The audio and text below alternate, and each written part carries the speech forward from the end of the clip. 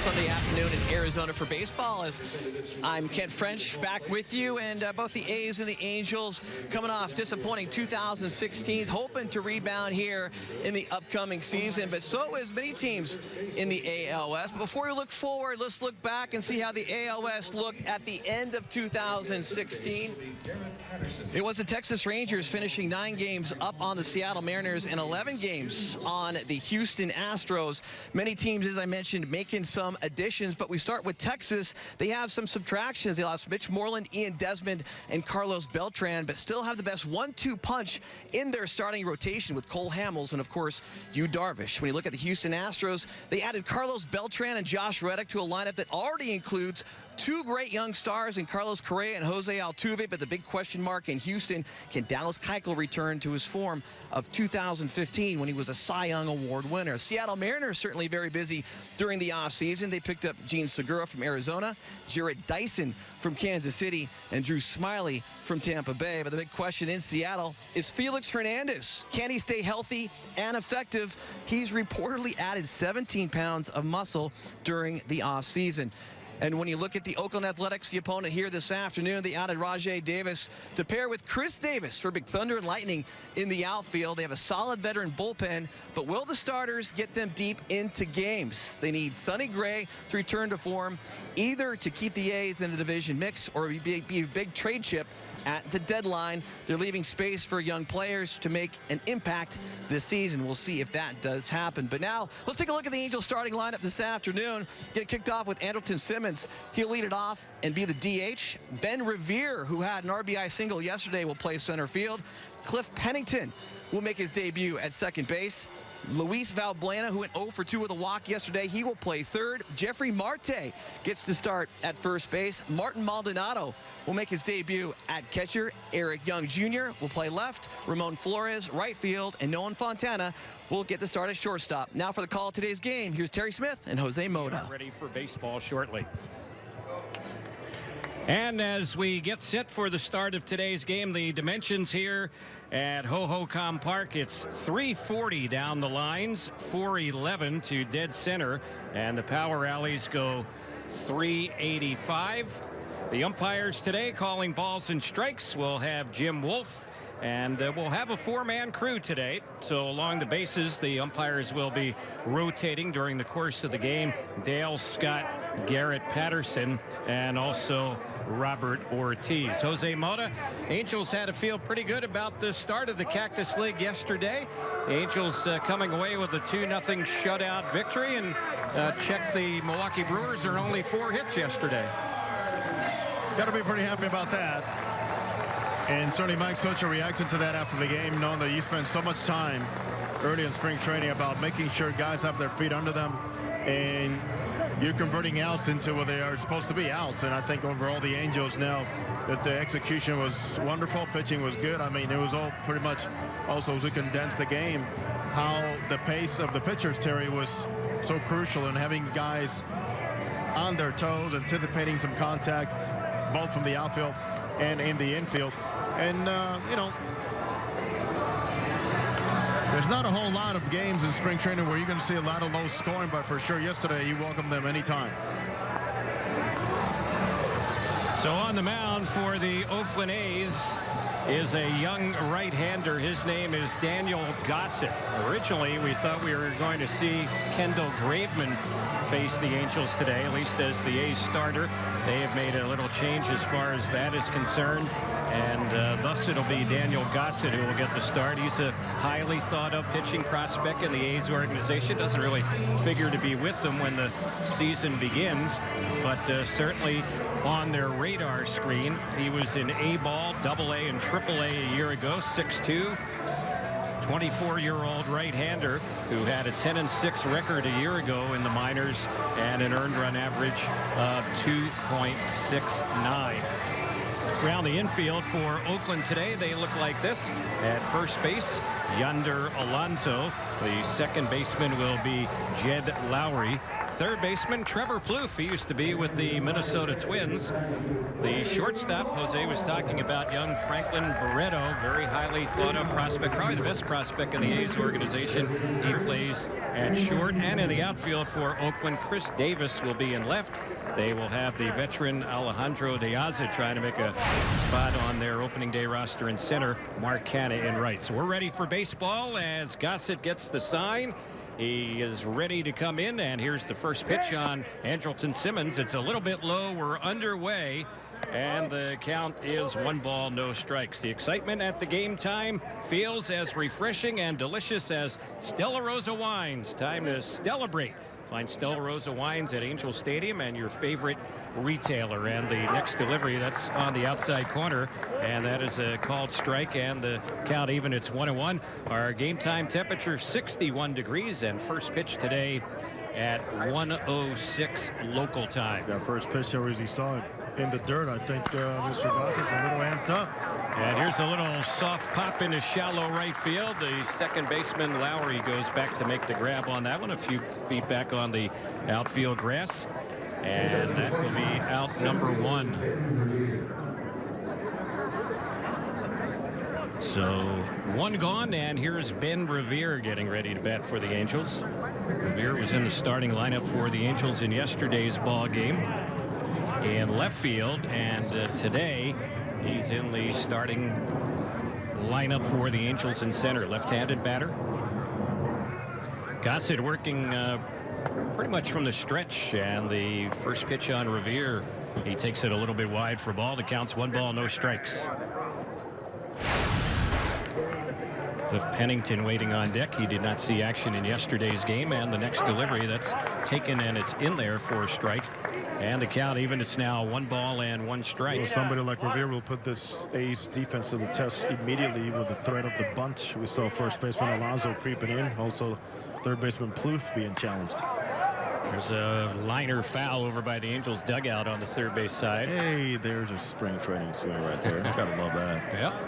1-2 is the count here on Ben Revere. Just underway from Mesa at Ho-Ho-Com Park.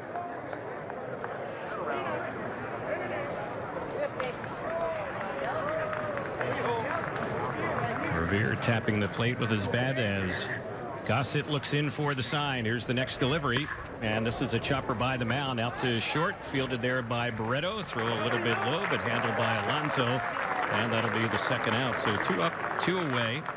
Cliff Pennington, who for a number of years played for the Oakland A's, former A's draft pick, the batter.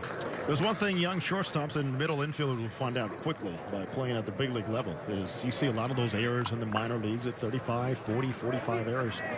Well, you got somebody like Alonso just showing the young man, hey, I'll pick you up, and certainly that's encouraging to know that those little mistakes are not going to be as costly at the major league level. And the delivery, that one misses low. Of course, doesn't mean you want to make a habit out of that, but certainly, nobody's perfect in making throw from anywhere on the field. You need your teammates who go out there and step up. Here's the 1-0 pitch, and that one pitch a little bit high and outside for a ball. Cliff Pennington, one of the things he's hoping to have happen here in 2017 is to stay healthy. Spent a lot of time on the disabled list, had a recurring hamstring problem a year ago. There's a pitch he takes outside, and now the count goes to 3 balls, no strikes on him. Pretty much all Mike Scioscia wants to see, just to be able to count on him. That backup role. And the next delivery, and that one is high and outside, and that is a 4-pitch walk. So first base runner of the day comes with 2 outs here in the opening inning. Luis Valbuena, who is playing third base for the Angels this afternoon, will be the next batter. That's something Gossett, a Clemson product, second rounder for the A's in 2014, just did not do a whole lot of last year. He was named the Athletics minor league pitcher of the year, 41 walks in over 153 innings. The guy went through 3 different levels and did a very fine job staying around the zone. Here's the pitch, and Valbuena takes. That's right in there for a called strike. Gossett, fastball, sinker. He has a pretty good cut fastball, curve, and changeup. Velocity-wise, he'll top out around 95. He's known as a good competitor, strike thrower. Here's the 0-1. Little pop-up foul on the third base side. Long run for the third baseman, but under is Trevor Plouffe as he goes into foul territory to make the grab, and the inning is over. Quiet top of the first for the Angels here in Mason. We're going to the bottom of the inning with no score on the Angels Baseball Radio Network and Fox Sports West.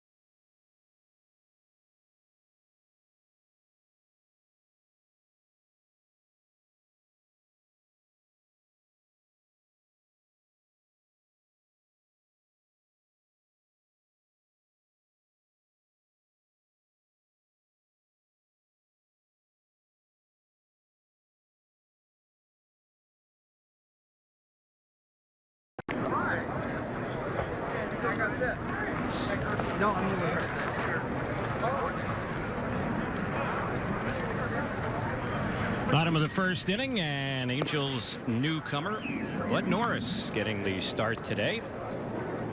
Extensive major league action for the right-hander, and now in the Angels organization. He pitched for both the Braves and the Dodgers a year ago.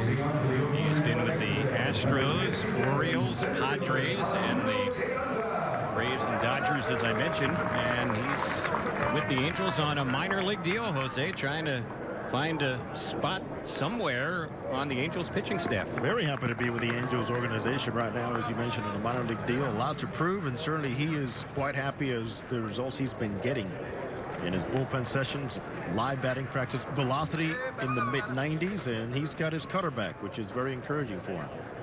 So Alejandro De Aza will lead things off, and the first pitch, he takes that one a little bit low.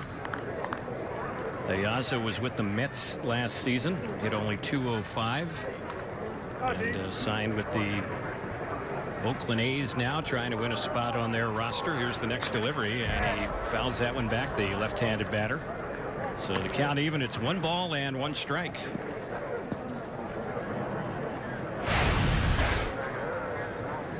De Aza has moved around a bit in his big league career. He spent some time with the White Sox in the past, with the Orioles, mentioned last season with the New York Mets. And here's the next delivery, and he cuts and misses that one, and the count is even on him. Check it, 1 ball and 2 strikes. Very interesting setup for Bud Norris. You think he's working with a stretch. We'll have a chance, Terry, to take a very close look at him, how he balances his body to be able to generate and stay on that back leg. But when you first look at it, you figure, well, he seems like he's always working with like there's somebody on base. Yeah. But he'll double tap that front leg a couple times and then get set and work with the windup. Next delivery, that one is lifted in the air, foul down the left side, backing out of play. So the count holding, it's 1 ball, 2 strikes. Mentioned some of the teams that De Aza has been on in the past. He was busy in the 2015 season. He was with Baltimore, Boston, and San Francisco, all three of those teams that same year. He's also spent some time with the Marlins. And the next delivery, he chops that one foul on the right side. So a pretty good battle going on here between pitcher and hitter. It's been a 5-pitch at bat, and the count remains 1 ball, 2 strikes.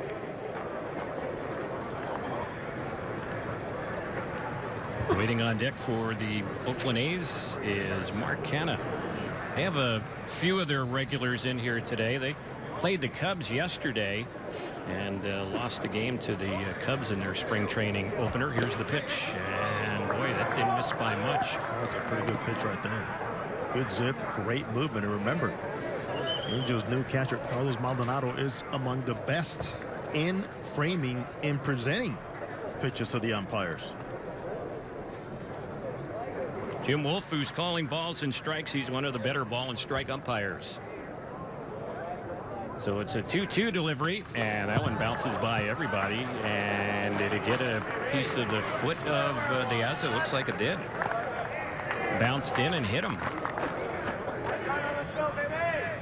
So that's how the A's have their first batter reach base today.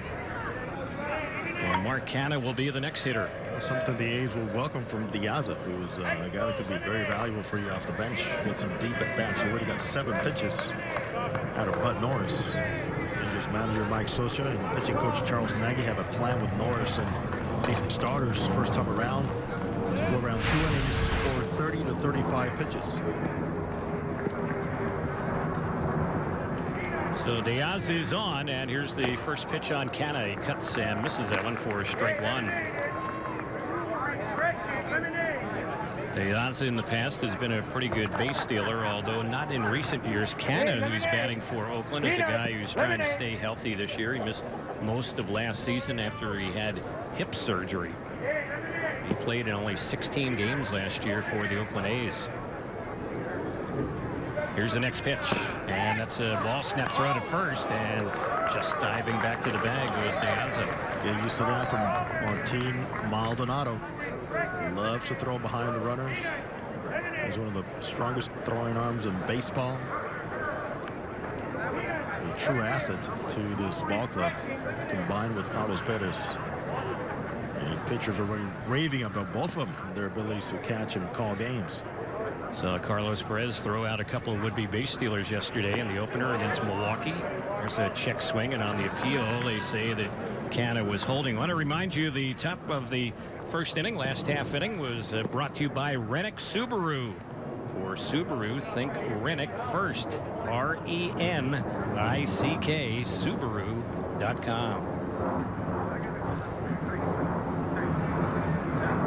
2 balls, 1 strike, no outs. We're in the bottom of the first inning, no score. Angels and the Oakland A's today.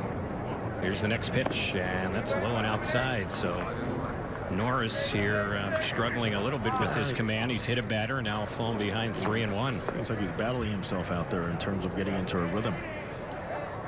Not able to stay tall over the rubber and drive down. And that path towards his catcher's glove. Veteran pitcher, 15 wins for him back in 2014 for the Baltimore Orioles. Tough year last year between the Dodgers and the Braves. He went 6-10 with an ERA over 5 combined. Pitched in over 230 major league games. Lifetime ERA in the big leagues 4.51 for Bud Norris. So we'll see what happens on the next one. Here's the 3-1 delivery, and that caught the inside corner. Canha, the batter, thought it was ball 4. Pitch was a little bit up and in. Well, just the way Maldonado presented it to Jim Wolf has a lot to do with this. And not trying to sell it, but making it a nice presentation on the way you square and the way you have that front elbow bent. Made it for another strike. So it's a full count. And another toss over to first base, and back to the bag dives Diaz. Just think about it, Terry, in terms of presentation and framing and all these things.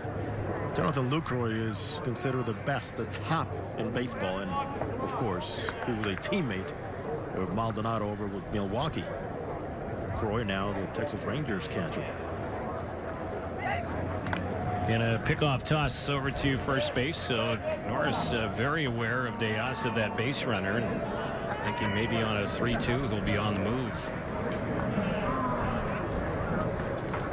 Jed Lowry, who's the second baseman for the A's, he's waiting on deck. Hit a ground ball as the pitches are mounting up here. Here's the next one. Runner was going, and the pitch is fouled back to our right, back and out of play. So we'll do it again, 3-2. But Norris deliberate on the mound here in the first inning. He's taking some time. Right-hander, 6 foot even, goes about 220 pounds. Known as a ground ball pitcher when he's going right. He has a good sinker.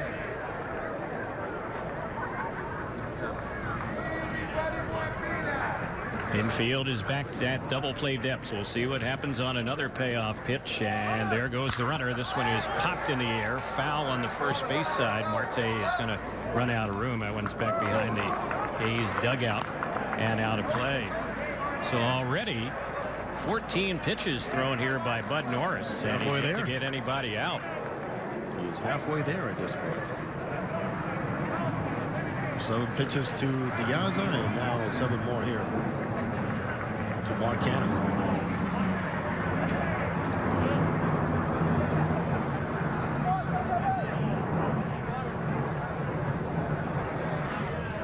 So Norris has a new baseball and about ready to deliver. The pitch, it's popped in the air, foul on the left side. Chasing is Valbuena, the third baseman, but that's going to head back to the seats and out of play. Like at the Coliseum, not of course as exaggerated as that. There's a lot of room in this ballpark. As Valbuena himself found out when he popped out in that first inning. Good enough for them to get used to what's coming up in the regular season. Never give up, especially here with the wind in Arizona. And all those balls you seem to think are going to be out of play and end up coming back into foul territory.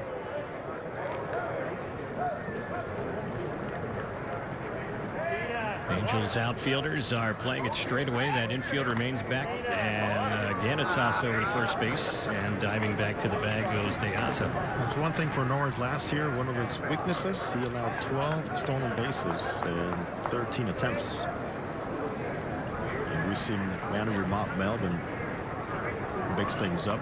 One time sending De Asa 3-2, and the other time staying put. Very deliberate pace here for Bud Norris, and time requested by the batter, Mark Cannon.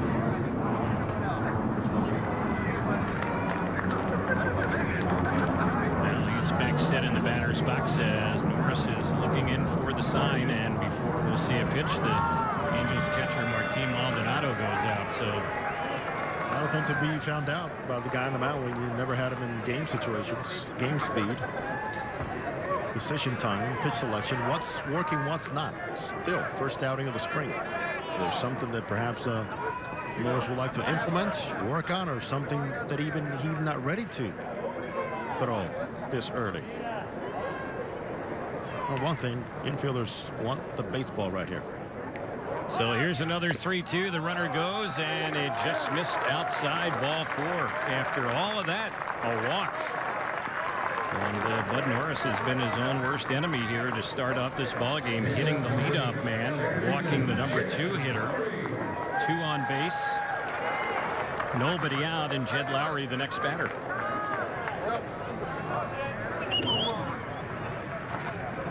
Yesterday, the Angels pitching was superb. 4-hit shutout. Good pace, by the way, too. Pace was a little different, yeah. Yesterday's opener was played in under 2.5 hours, which, considering all the pitching changes, each team used 7 pitchers. That was a fast-paced game yesterday. Here's one that's low and inside, and the count 1 ball, no strikes here on Jed Lowry. Little bit of a breeze blowing from left to right. This is the Oakland A's home opener in the Cactus League, and Oakland's home opener in the regular season will be against the Angels. Opening day 2017, as that one is fouled back on the left side, out of play. 2 pitches to Lowry, 2 different finishes for Bud Norris. Number 1 was ball 1, very tentative, almost trying to be too perfect in where he places the baseball. And after getting a little gesture from Marti Maldonado's, pretty much saying, let it loose, let it go, don't be so careful. Here's all the result there with that foul ball. Life, location, and movement. So Norris set. Here's the next one, and that one is high.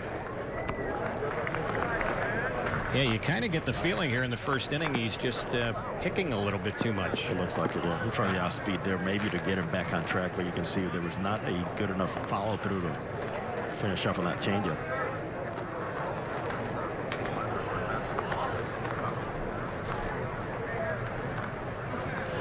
He could use a double play ball here. Here's one that's fouled off down the left field side. That's going to head back to the seats and out of play. So that'll even up the count. It's level with 2 balls and 2 strikes. That's 20 pitches, number 21 coming up here. After Lowry, the big power threat in the A's lineup is waiting on deck, and that is Chris Davis, who slugged 42 home runs a year ago.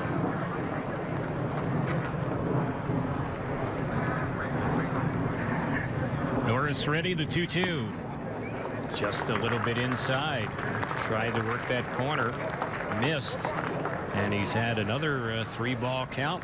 It's a full count here on Jed Lowry.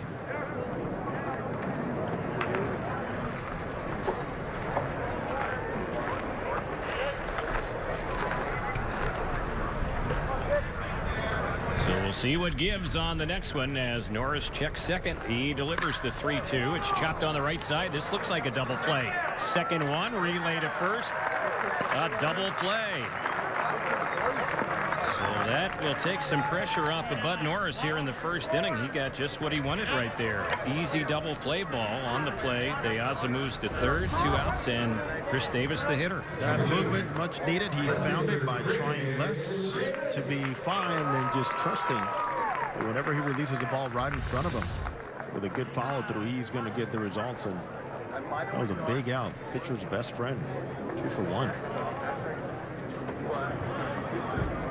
So Chris Davis will be the batter.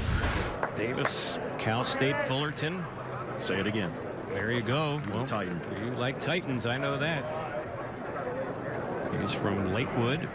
And boy, what a year he had last season for the Oakland A's. Here's the first pitch.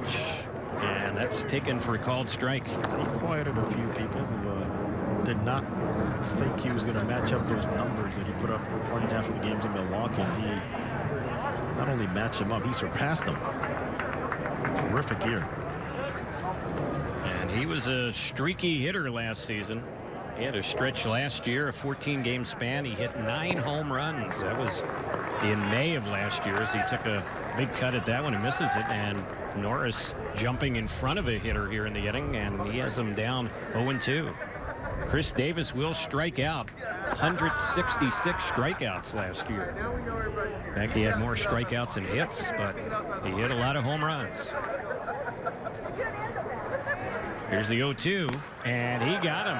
Chased one high, threw it by him, struck him out, and the inning is over. So no harm, no foul there as Norris comes back and pitches a scoreless first inning. Completed one with no score in Mesa on the Angels Baseball Radio Network and Fox Sports West.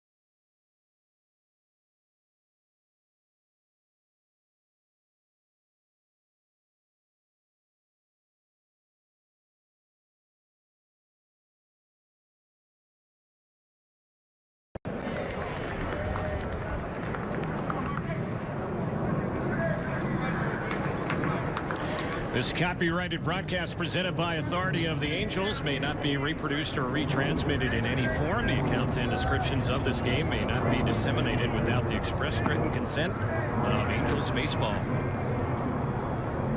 So we start inning number 2 with no score, and at the plate for the Angels, Jeffrey Marte, who takes the first pitch for ball 1. About Norris, Terry, 2 pitches that are great confidence builders. A ground ball double play, and of course that 0-2 high fastball hitting that target from Maldonado on the spot to get Chris Davis out of there on a whiff. Yeah, it seemed like after that little mound visit between Maldonado and Norris, things clicked in a little bit better for Bud Norris. 2-0 on Marte. He's playing first base for the Angels, and the next pitch, that one bounces in for a ball. Well, what a season for Jeffrey Marte last year for the Angels. Part-time player, 15 home runs and 258 at-bats. Got some time at third, got some time at first, because his bat was hot at one point. In a stretch Mike Scioscia wanted to take advantage of, he sent him out to left field. Here's the next pitch on Marte, and that one is inside, ball 4. I know you enjoyed that little adventure out there, too. But like Scioscia said, hey, you're going to be next to Mike Trout, so don't anything to your left. Just let Trouty take care of things. Marte responded. Gossett walking his second batter of the ball game. Leadoff walk here to Marte, and Martin Maldonado will be the batter.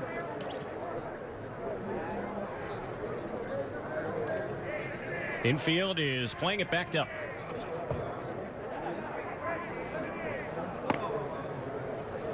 First pitch on Maldonado misses for ball 1. It's 1 ball, no strikes. Martin Maldonado at one time an Angels minor leaguer. Eventually got released from the system. He admits to a few things that he did not do right as a professional baseball player. Almost signed again as a pitcher. Turned that down and signed with Milwaukee. Got his chance eventually getting to the big leagues. And here he is back with the Angels in the big leagues. There goes the base runner, Marte, and the throw to second's going to get him. So Jeffrey was on the move. He's not a real big base stealer. He only had 2 last year for the Angels, but the Angels had him in motion. He's gunned down at second base. Strong throw by Josh Fagley. Some people will find out if it was a missed hit run, sign missed by either the batter or Marte himself, or if it was an attempted straight steal. Here's the next delivery, and that's a little bit low and away for a ball. So the count, 2 balls and 1 strike here on Maldonado, the Angels catcher. Eric Young Jr., who had a nice ball game for the Angels in the opener yesterday against the Brewers. He's waiting on deck. 2-1 pitch, and that one is a pitch that's taken outside for ball 3. It's 3-1.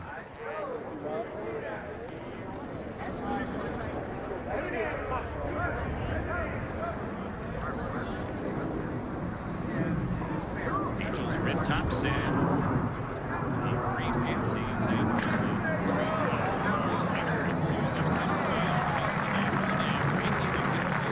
Davis. Boy, when that one left the bat of Maldonado, it looked like it had a chance to be in the gap out there, but making the running catch to his left was Davis for the second out. It's a good job reading the sound of the bat, going off that sound as to where the ball was going to be traveling and how hard it was hit.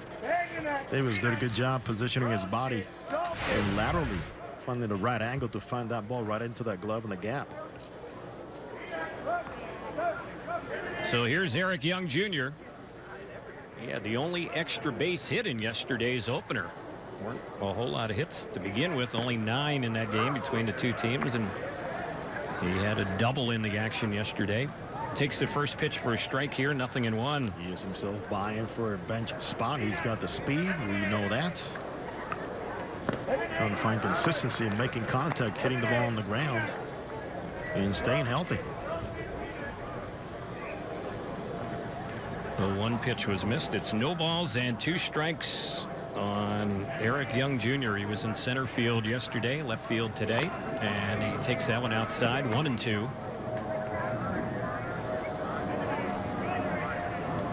Norris, who is the Angels starting pitcher here in this ball game. We're slated to see Daniel Wright pitch, and there's a lot of other pitchers here. There's a fly ball lifted into right field. Making the catch on that one is Canna, and that'll end the inning. Started off with a walk, but only 3 batters step up here in the top of the second. Scoreless in Mesa. Angels and A's on the Angels Baseball Radio Network and Fox Sports West.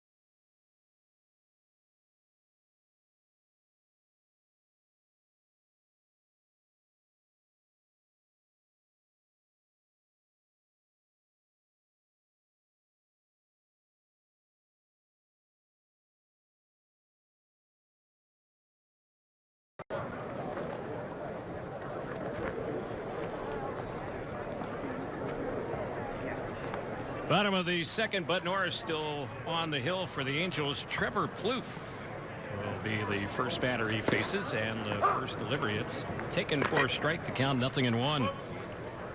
Plouffe coming over from the Minnesota Twins. And the one strike delivery, that's way outside. It misses for a ball. A lot of power. Also another story here among these ball clubs is somebody that needs to stay on the field and stay healthy, because the oblique issues, side issues last year really took a toll on him. Here's the pitch, and that one is on the outside corner for a called strike. One thing for Plouffe, Terry, he's very happy to be back in the West Coast. Yep. Went to Crespi High School, born in West Hills.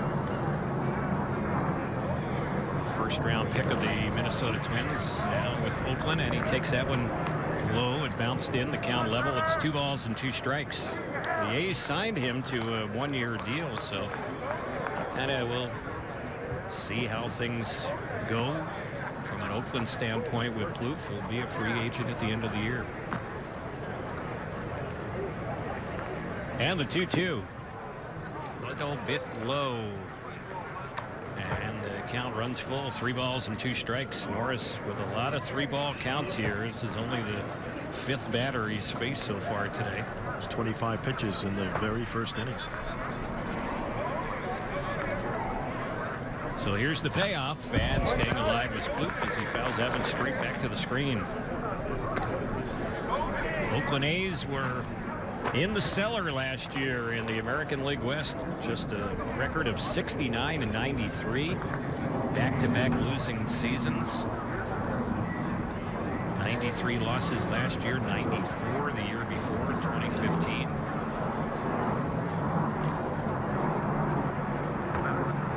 Here's the next delivery on Plouffe, and again a pitch fouled back to the screen. Well, Norris has had to work a lot. He's been off on some pitches, maybe some rhythm issues, but they have fought off Terry some very tough pitches too. A lot of foul balls off the A's bat so far against Bud Norris. And he's at 32 pitches, so we do not expect him to go much longer. The Angels do have action in the bullpen. Here's the next pitch. Chopped on the third base side, a foul ball. Also slated to go multiple innings. Mike Scioscia was saying this morning is right-hander Daniel Wright. And we saw a throw for the Angels last season. And Mike Scioscia said in a couple of days, all the regular pitchers will get back in action. Garrett Richards thrown to live BP around 30-35 pitches today back in Tempe Diablo Stadium. And we should see more of the regular position players for the Angels here. That's right. It's coming up pretty soon.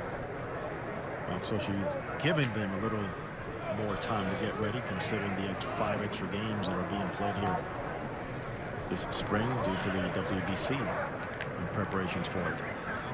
Here's the next delivery, and again foul back. So that has been. Nora's probably going of all days today. These foul balls are coming. Pretty much waiting for him to get through this battle. And you got to wonder after this matchup here against Bloof if that might be it for now. Here's the next pitch, and that is a called third strike on the outside corner. Boy, that was a good-looking pitch. It froze him, struck him out. Outstanding job. Would have bounced back. He finally got a feel for something coming off of his hand with the off-speed. And there's so many good pitches on Plouffe all throughout the at-bat. He froze him. Had him looking inside and froze him with a nice slider. So Yonder Alonso, the A's first baseman, will be the next hitter as Norris will continue at least for another batter. And here's his pitch. The left-handed hitter hits a comebacker right back to Bud Norris. He'll fire over to first base, and he gets him. And that'll be the second out. So one pitch gets Alonso. And now 2 outs here in the inning, and Josh Fagley will be the next batter. You might have a quantity of pitches in mind when you send somebody like Bud Norris out there, a veteran pitcher who knows how to fix it. I'm certainly hoping he can fix it for this season. Also, Mike Scioscia is paying attention to how the ball's coming out of his hand and not necessarily having a hard count on pitches made here.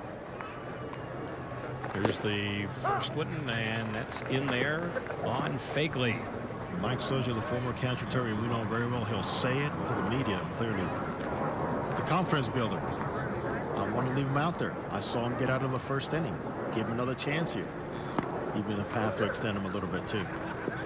Fagley takes a ball. The count even on him. It's now 1 ball, 1 strike.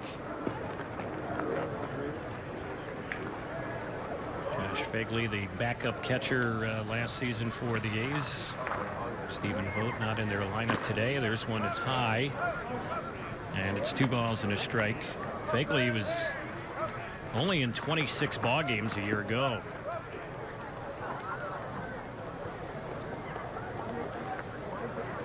Also have Maxwell in the mix.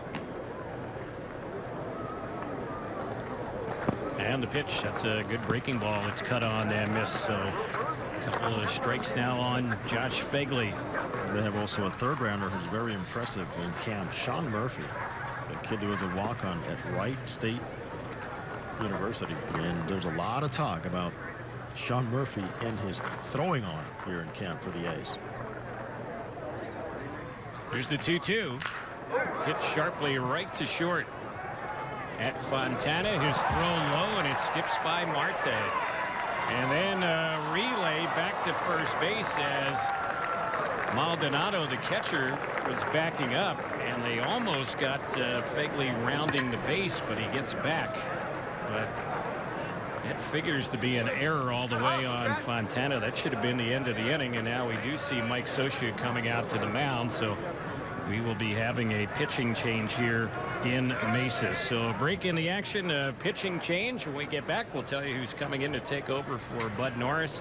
We're still scoreless, 2 outs here in the bottom of the second on the Angels Baseball Radio Network and Fox Sports West.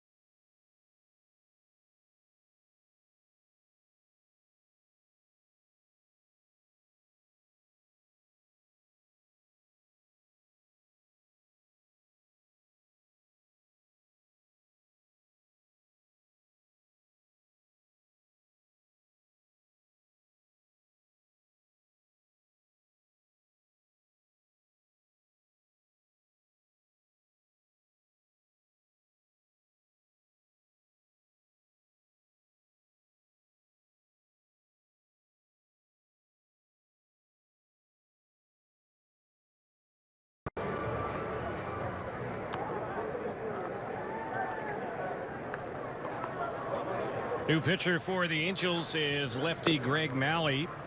He was in 24 games for the Angels a year ago as a rookie and had a 1-0 record with a 5.40 ERA. So he will replace Bud Norris. Norris goes an inning and 2/3, no hits allowed. At the moment, no runs. Runner on base, his property. Fagley reaching on the throwing error by Nolan Fontana. Bud Norris walked one, struck out two. One good throw away from getting out of there. Everybody back in the dugout. Unfortunately, it didn't happen. But for Bud Norris, Terry, considering where he was and how much he had to battle himself, he came out just fine. So here is Mahle. SoCal native, went to Westminster High School, then collegiately UC Santa Barbara on the Central Coast. And the first pitch, that one a little bit inside for ball to count 1-0. One thing about Mahle, Jose, uses a lot of different arm angles out there on the mound. Yes, he does. He has altered and varied some of the conditioning, and he's actually lost some weight, trying to regain some velocity. He was the talk of camp last year. There's one hit hard down the right side, foul ball. He's facing Andrew Lambeau, who spent most of last year in AAA. He was in one game with the Oakland A's, and this is a situation here where with the left-hander Mahle on the mound, you want to see him get a left-handed batter. Want to at least make him feel uncomfortable. Show what you have in putting somebody away, or that you possess a pitch to put the lefty away. Next pitch, and that's grounded foul on the right side. Lambeau is from Newbury Park. He was in the Pirates organization, and a guy you have to admire. He had a health scare last season, testicular cancer surgery back in July of last year. So a cancer survivor.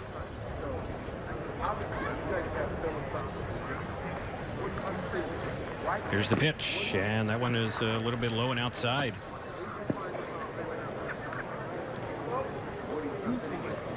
Two and two is the count on Andrew Lambeau. They have Lambeau DHing today. He can play some first base and also the outfield. Mahle's 2-2.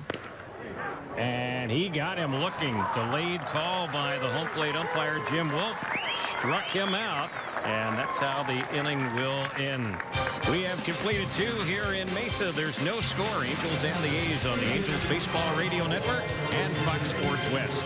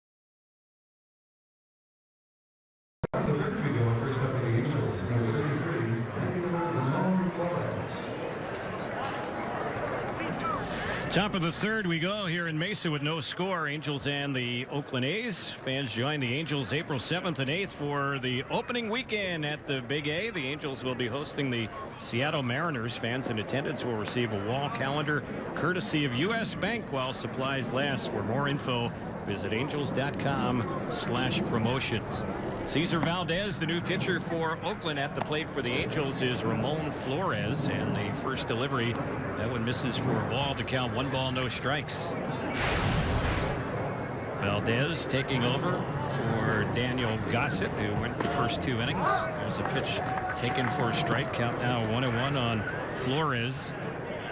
Valdez is a strike thrower. He's coming off of a very solid winter ball season back to the Dominican Republic, and in fact he'll be representing the Dominican in the upcoming World Baseball Classic.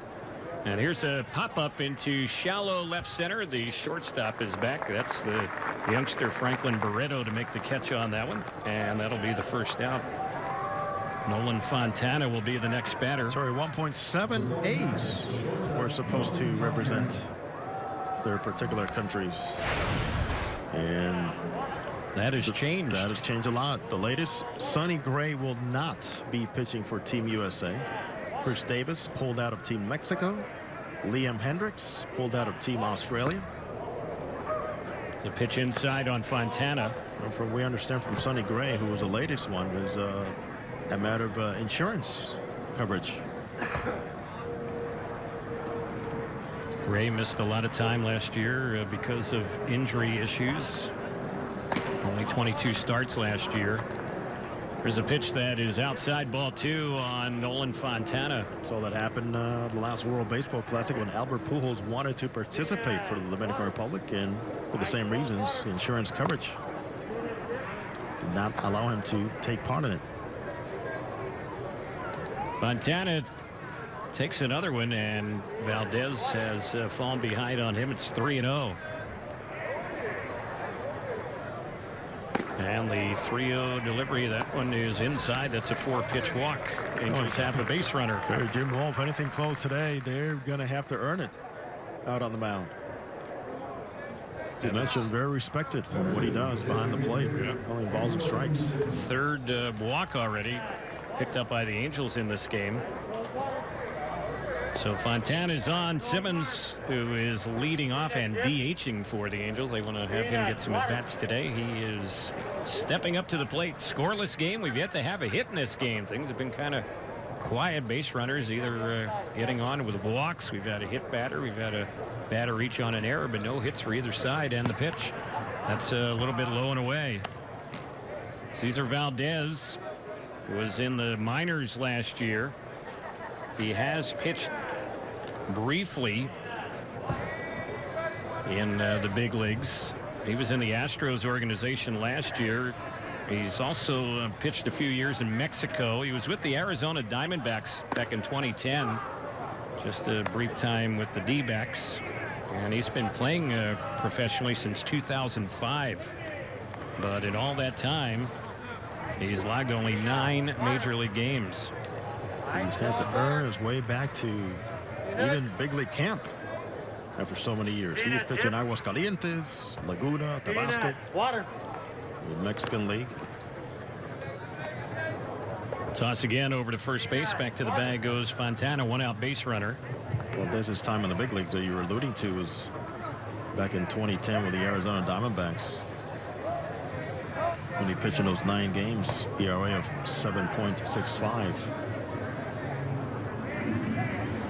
Here's his next delivery, and that one a little bit low, so he's falling behind here. 2-1 on Simmons. Then Revere waiting on deck. Well, Valdez last year, outstanding for Fresno. 12-1 in 18 starts. 3.12 ERA. In 13 walks, and get this, in 138 in the 3rd innings. There's a toss again over to first runner. That's a strike thrower for you right there. Yeah. 13 walks in 138 in 1/3 innings last year for AAA Fresno. Well, that was the Astros AAA club. I guess he thought he might get a call up, but it didn't happen last year.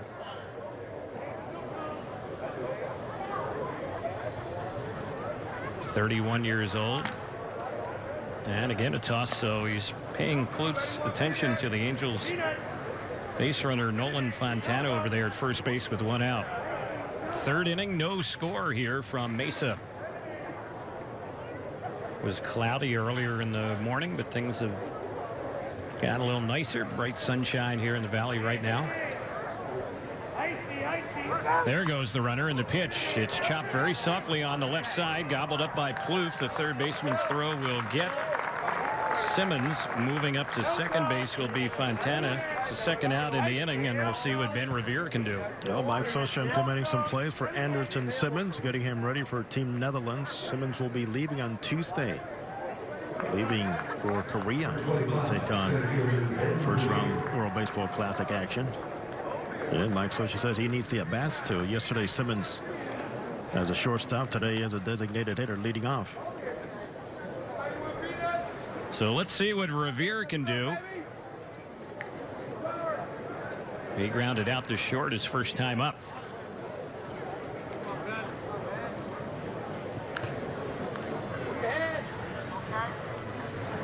Valdez checks the runner and delivers, and Ben Revere takes that one for a called strike. Sure, you know, Ben Revere's name has bounced around a few times and mentioned as a rumor name with the Angels for a couple years. Yep. Came close to acquiring him a couple years ago. Tough year for him last year. Suffered an oblique rupture first swing of the regular season, and as you know, just never recovered.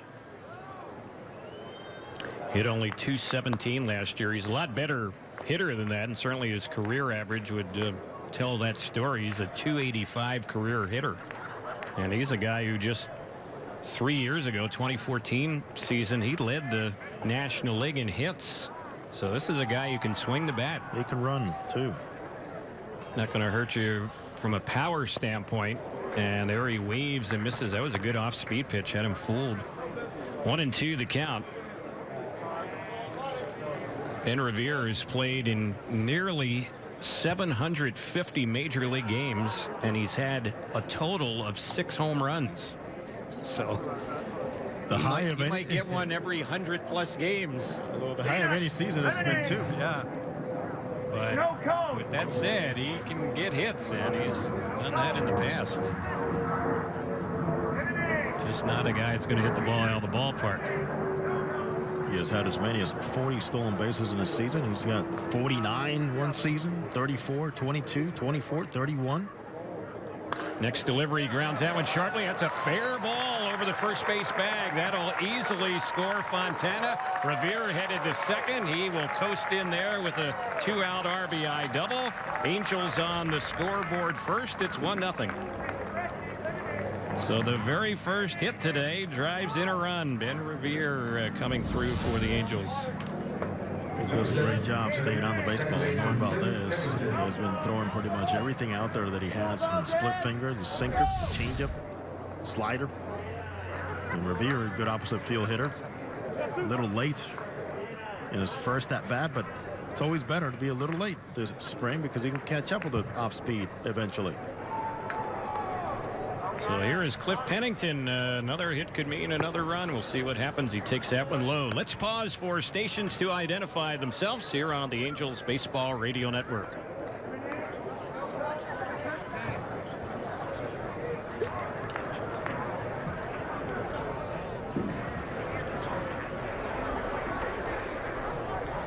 Next delivery, and it's a check swing, and on the appeal, they say that Pennington went around on that one, so that'll even things up. 1 ball, 1 strike. Terry Smith, Jose Mota, and our producer engineer Jorge Sevilla with you here from Ho-Ho-Com Park, the A's spring training site here in Mesa. 1-0 Angels in the third, and the pitch that's right in there for a called strike. Terry, it is a place that forever will be special to me because when the Cubs were here, we'd always get fans come up here to in front of the booth to say, "Where is Ron Santo?" That's right. We have that constantly, and boy, what a pleasure it was when he was around to be able to direct the fans in the right booth. There's a pitch that's low and inside. That one misses. 2-2. You remember the lines they used to form right in front of us? Oh, yeah. Yeah. It was wonderful. Ron Santo, after his long playing career with the Chicago Cubs, a broadcaster on the radio for them. There's a cut and a miss on an off-speed delivery against Pennington. Struck him out, and that's how the inning will end. But the Angels do get a run here in the third, the game's first run. And as we head to the bottom of the third inning, 1-0 Angels on the Angels Baseball Radio Network and Fox Sports West.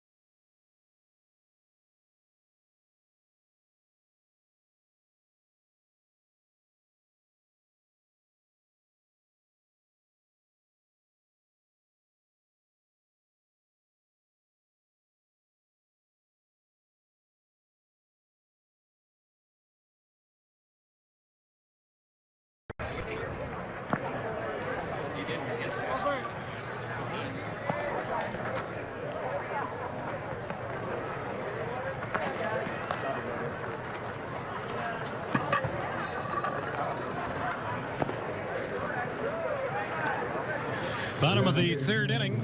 Angels will use their third pitcher of the day, Daniel Wright. Right-hander will take over.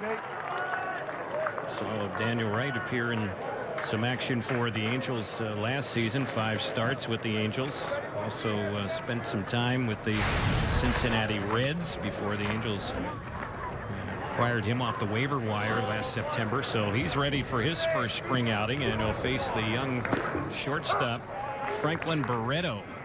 And the first pitch from Daniel Wright, that's in there for strike one.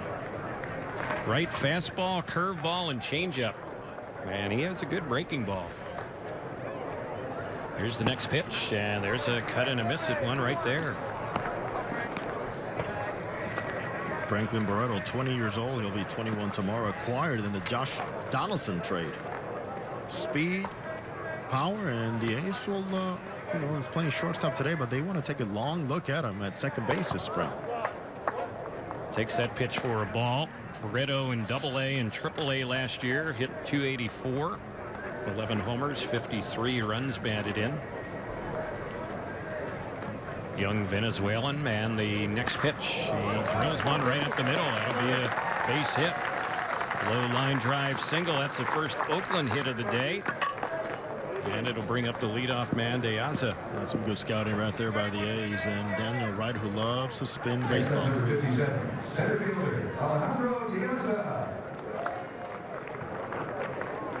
De Aza was hit by a pitch his first time up. Okay.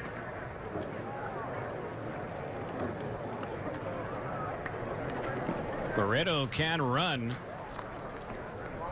30 stolen bases last year in the minors, and the pitch, and that one is high for a ball.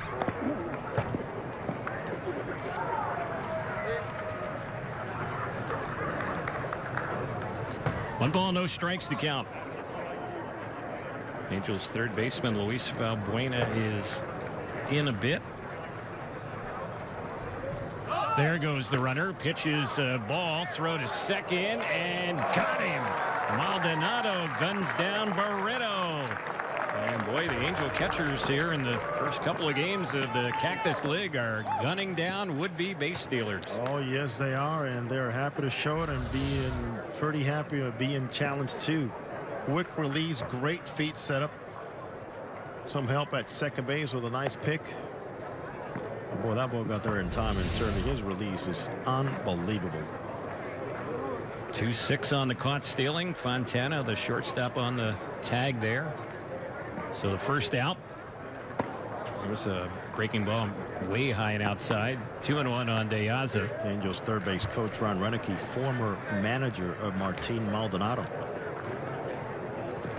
Quite happy to have him here. Here's the next delivery. Lifted in the air into center field. Going after it is Ben Revere. Still going back. Can't make the catch. The ball's over his head. Ball's out on the warning track in center. Headed for third is De Aza, and he will slide in safely with a triple. That ball spun Revere around a few times as he was in pursuit. It was hit well out there in the center field. So a one-out triple, and Mark Canha will be the next batter. Well, De Aza can fool you because he chokes up on the bat. He never takes a full swing per se with two hands finishing, but boy, he makes contact and barrels the ball so nicely on a smooth swing. And that sometimes is just enough to fool anybody out in the outfield, not thinking the ball's going to be carrying that much. So here is Canha. The Angels have brought the infield in. And the pitch, that's low. Snap throw to third, and diving back to the bag goes the base runner De Aza. The A's have had a single and a triple in this inning, but they haven't scored. No outs, runner at third base. First inning, they had a hit batsman, 25 pitches made by the Angel starter, a walk, didn't score.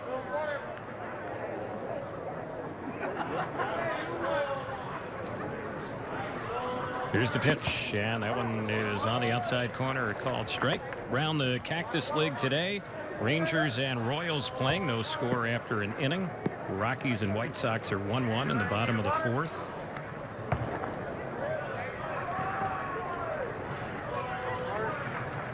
Cleveland and the Cubs, no score, bottom of the second. Third inning, Giants and Reds are in action. There's a ball. It's lifted down the left field side. Hit well, but foul. Canha put a charge into that one. Just a long strike. Tell that kid Mark Canha, he's a strong man. Injuries took a toll last year. I really believe this man has a lot of potential as a 20-plus homer player in the big leagues, with the at-bats and the health, obviously. Well, you mentioned his injuries last year. Only 16 games played, and he hit just 122 last year. Here's the pitch. He bounces this one third base side. It hits off the bag. It's a fair ball now. Rolls down the left side. De Aza scores easily. Canha easily getting into second, and he has an RBI double. So the first three batters in the inning against Wright have had a single, triple, and now a double. They've scored a run, and one out in the inning. The batter will be Jed Lowry. It's a 1-1 game. The biggest issues with Daniel Wright last season, what the Angels saw was commanding the fastball, getting back into counts with the fastball. He depends a lot on that breaking ball, and sometimes it's easy to find out as a pitcher and as an opposing batter exactly when you're going to throw it. With 2 strikes against Wright last season at the major league level, the average was .282. That's about 100 points above the major league average, which is around the 178 range. And he's the first one to tell you he needs to get better at commanding more than just trusting that breaking ball. He said it last year. He goes, I need to find a way out there. I don't have enough stuff to be messing around, but commanding fastball is key and trusting it. There's Lowry chasing a high fastball there, missing it, and the count jumps to 0-2. Rest of the Cactus League, Cleveland and the Cubs, no score in the second. They're playing nearby in Mesa at Sloan Park. Giants and Reds 4-2 Cincinnati in the third. Padres and Seattle no score first. Colorado 1-0 lead against Arizona in the second, as that one is outside.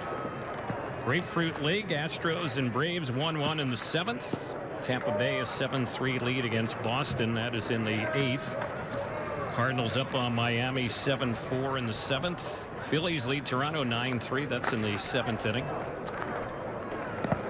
There's a pitch that's low. Good block on it there by Maldonado. Baltimore leading Pittsburgh 8-3. That's in the ninth. A game that is over. Yankees beat Toronto 7-2. That was a Toronto split squad. And the Mets with a 5-2 lead. And now that's a final as they beat the Detroit Tigers. The Dodgers are playing today. And they're playing Milwaukee. And the last time we checked, that game was scoreless in the third inning. Here's the pitch, and a swing and a miss.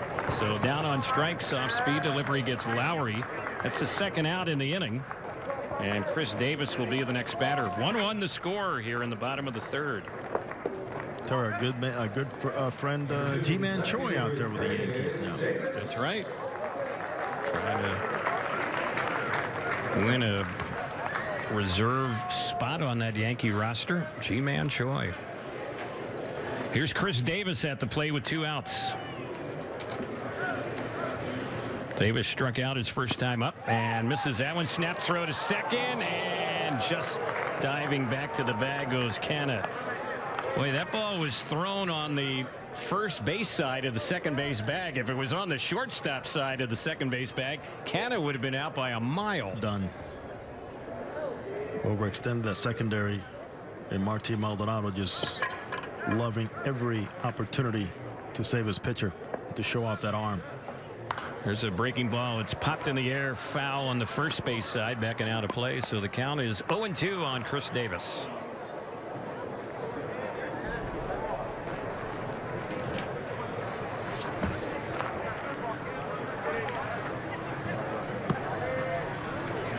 Chris Davis highlighted on the Oakland A's media guide. One of, I guess, 6 Oakland, or I should say 6 athletic players who have ever hit 40 home runs or more in a season. And that goes back to the old Philadelphia A's days. There were 7 of them altogether. And he is the latest one to be added to that list in athletics history. Among them, McGuire, Canseco, Jambi, Reggie Jackson. There's a pitch that Davis cuts on and misses. Struck him out. Back-to-back strikeouts will end the inning. So Daniel Wright gets out of most of the trouble, although they do get a run in the inning on 3 hits. We've completed 3. The 4th is coming up here at Hohokam Park in Mesa. Angels 1, A's 1 on the Angels Baseball Radio Network and Fox Sports West.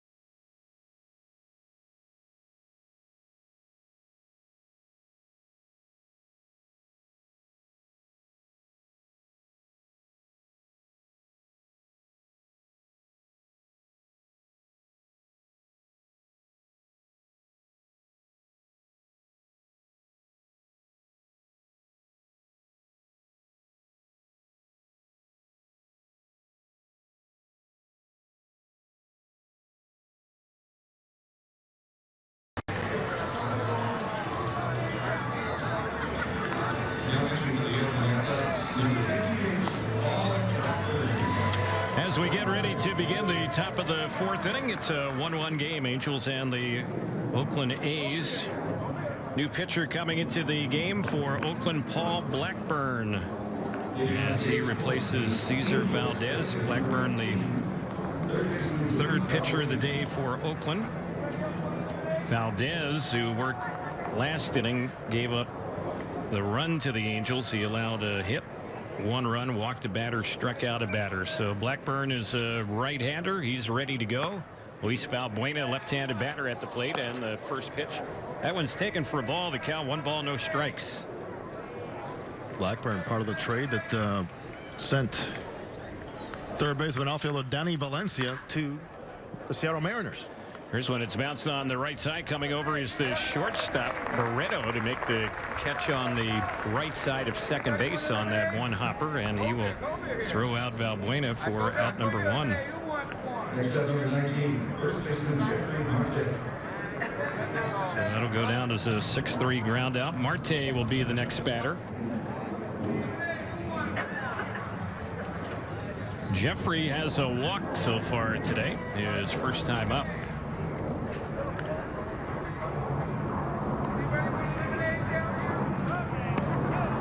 There's a pitch he takes for a ball to count 1-0. Blackburn was 9-5 last year and 25 starts in Double-A.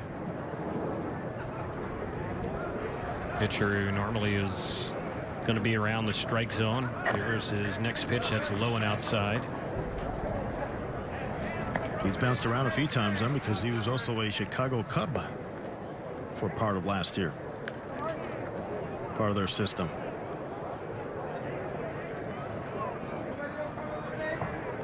Paul Blackburn delivers, and the next one on Marte, chopped on a hop to the shortstop. This one is handled by Barreto, and his throw is dug out nicely by Yonder Alonso. That's 2 he has saved Barreto today. Nice pick out there by the Cuban first baseman. He's got some hands, he's got some skills. And he's a nice, solid presence. Those young infielders out there.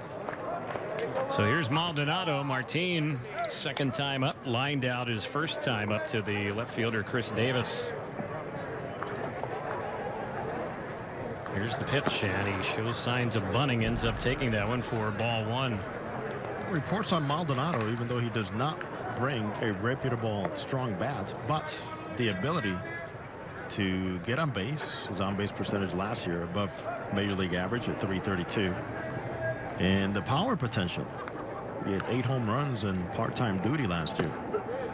The pitch on the outside corner. Well, hopefully they see that for a guy that's been known only for his defense, game calling, throwing, blocking, now hopefully a new scenario will present him a chance to continue to grow as a hitter. There's the 1-1. That's a breaking pitch in there for a called strike. Maldonado also dabbles in cutting hair, as you're well aware, Jose. Be ready, Ramon Ortiz, number 2. Kind of known as the clubhouse unofficial team barber, and he's only been in the organization here for a brief time, his second go around, I guess, in the Angels system. Tipping allowed, by the way, Terry. Yep. Martin Maldonado has a brother back in Puerto Rico who's owned a barber shop, and he's learned a few tricks of the trade from his brother. Here's the next pitch, and he takes that one for a called third strike. Kind of questions Jim Wolf, the home plate umpire. Inning is over. That was a good inning for Blackburn of the A's. A 1-2-3 inning against the Angels in the 4th. The bottom of the inning is coming up, and we are tied at 1 on the Angels Baseball Radio Network and Fox Sports West.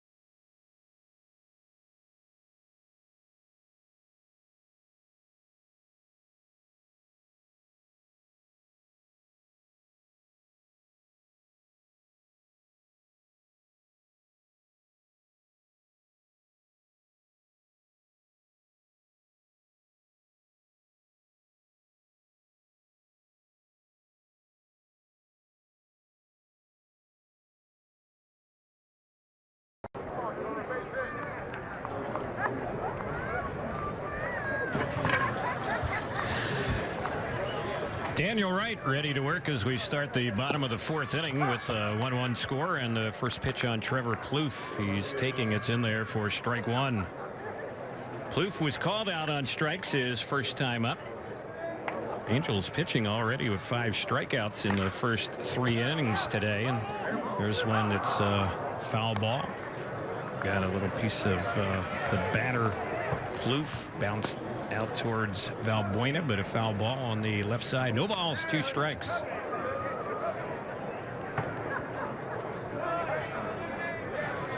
Wright is ready, and here's the 2-strike delivery. Breaking ball, it's hammered but foul on the left side, so they'll do it again. 0-2.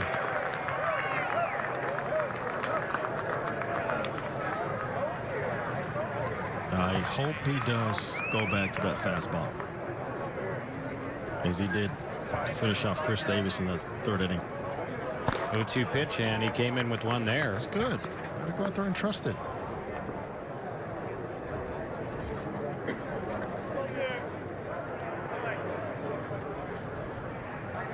So 1 ball, 2 strikes. Leadoff batter here in the bottom of the 4th in a 1-1 game, and the next delivery, it's hit well into center field. Chasing after it is Revere, and he will run that one down. Momentum takes him out onto the warning track. Ball is hit a long way and hard, but it's out number 1 here in the 4th inning. Alonso, the next batter. Well, here's what we're talking about, Terry. You consider that was another fastball, and Martin Maldonado gave him a very extended target outside, but confidence, it's the name of the game. Go out there and trust number 1. We can get it by Chris Davis. You're going to have the ability, not necessarily to throw the fastball to get it by guys, but to trust contact when you put it in good spots. Alonso, left-handed batter. He drills the ball in the center field, but this one is not quite as deep as the last one, and making the catch on it is Revere. He hardly had a move on that one. It was hit right near him. So another ball hit pretty hard, but caught out there in center field. 2 are gone. Josh Fagley will be the next hitter. There's a loud echo here in this ballpark right now with the acoustics. Yeah. Tough read. But a very fine job by a very experienced, improving center fielder in Ben Revere. First pitch on Fagley. Right in there for a strike. He reached on an error his first time up. Mike Trout keeps describing this Angels' new outfield terriers. It's going to be fun. So it's going to be fun playing next to Maben on his right. And occasionally, of course, Revere on his right. But certainly he knows what he's got in his wingman to his left and Gold Glover Cole Calhoun. But Mike Trout is the one that openly has spoken about guys covering some ground, especially in the spacious left center field at home at Angel Stadium. Well, last season, Jose, the Angels ranked 22nd in the majors out of 30 teams as far as fielding percentage. So that was in the bottom 1/3 of the majors as far as fielding. You would think it will be better this season, a lot better. And there's a swing and a miss at a 1-2 pitch. Went after him with a fastball, struck him out, and that'll end the inning. Good job by Wright, who's likely finished for the day. 4 have been completed here in Mesa, and we are tied at 1 on the Angels Baseball Radio Network and Fox Sports West.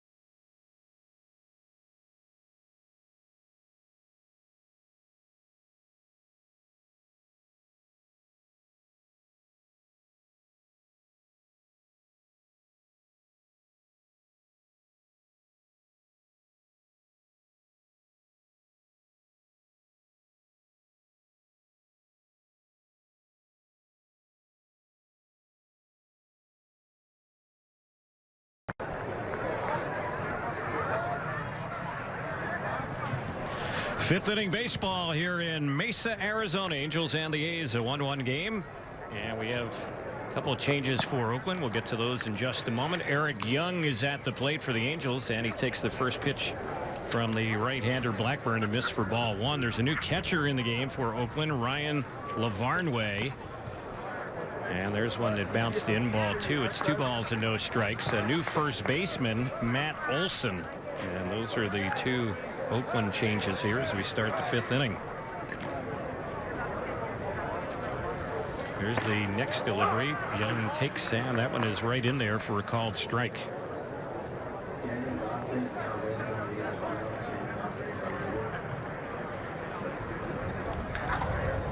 Two 2-1 delivery. Up and in, ball 3. 3 balls and 1 strike.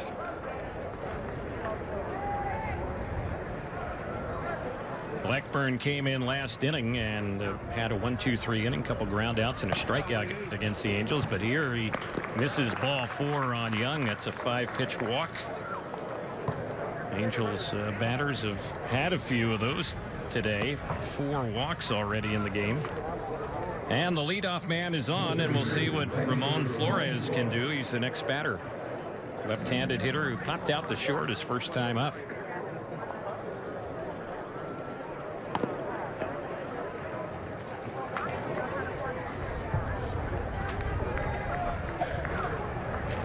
Infield, a double play depth for the A's. Toss over to first base. Young dives back. He's a threat to run.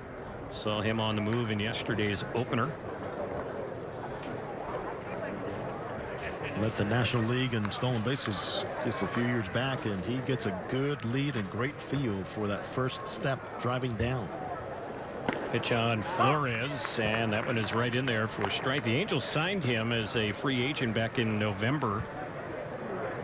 And he played some winter ball this winter in Venezuela, did Ramon Flores. Originally in the Yankees organization, a connection with Billy Epler, the Angels GM. There's one grounded on the left side. Barreto, the shortstop, goes to second, and it's in time. So they get the lead runner, Young, on the fielder's choice. That one will go 6-4 at second base. That's out number 1. It's great displays by the youngster to his right. A ball hit by a left-handed batter. Ball's going to be fading on you a little bit. He centers the ball well enough and get a very quick runner out at second base. At one point, it looked like he was going to have to hold the baseball, not make a throw, but certainly got rid of it very quickly. So here is Nolan Fontana, and the first pitch he goes after it, fouls it off on the left side. Yeah, we're seeing Barreto for the first time. We kind of were excited to see him in action. He's the A's best minor league player right now, and going to be 21 years old tomorrow. But he plays a position where the guy who's the regular for the A's has really struggled defensively at the same position, Marcus Semien. But he can hit home runs. He can. Yes, he can. 27, but a year ago, but he's also committed 56 errors the last 2 years at shortstop. And his quantity of errors went down last year from the previous year. Went from 35 to 21, but that is a lot of errors at the major league level. So who knows, maybe somewhere in the not too distant future you could see Semien switch positions. Sure. If you can play short, you can probably play second. But Barreto looks smooth. Ron Washington there at short. Ron Washington was not here anymore with the A's, but he was a huge help to Semien as a shortstop cutting down. Here's a bouncer hit to second. The flip to second is in time. When that ball left the bat, it looked like it might have a chance to be a double play, but Lowry had some trouble getting out of his glove, but they still do get the lead runner. And that'll be another fielder's choice. That one will go 4-6, getting Flores at second. Fontana on at first with 2 outs, and Andrelton Simmons will be the next batter. Lowry uses a fairly large glove for a second baseman, but because he does switch positions around once in a while, he's comfortable with that. Just had a little trouble finding it. No panic whatsoever from the veteran, just to make sure he gets that lead out.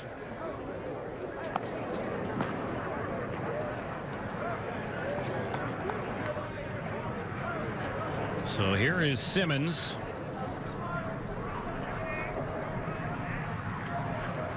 He's He's yet to get it out of the infield today. 0 for 2 with a pop out and a ground out.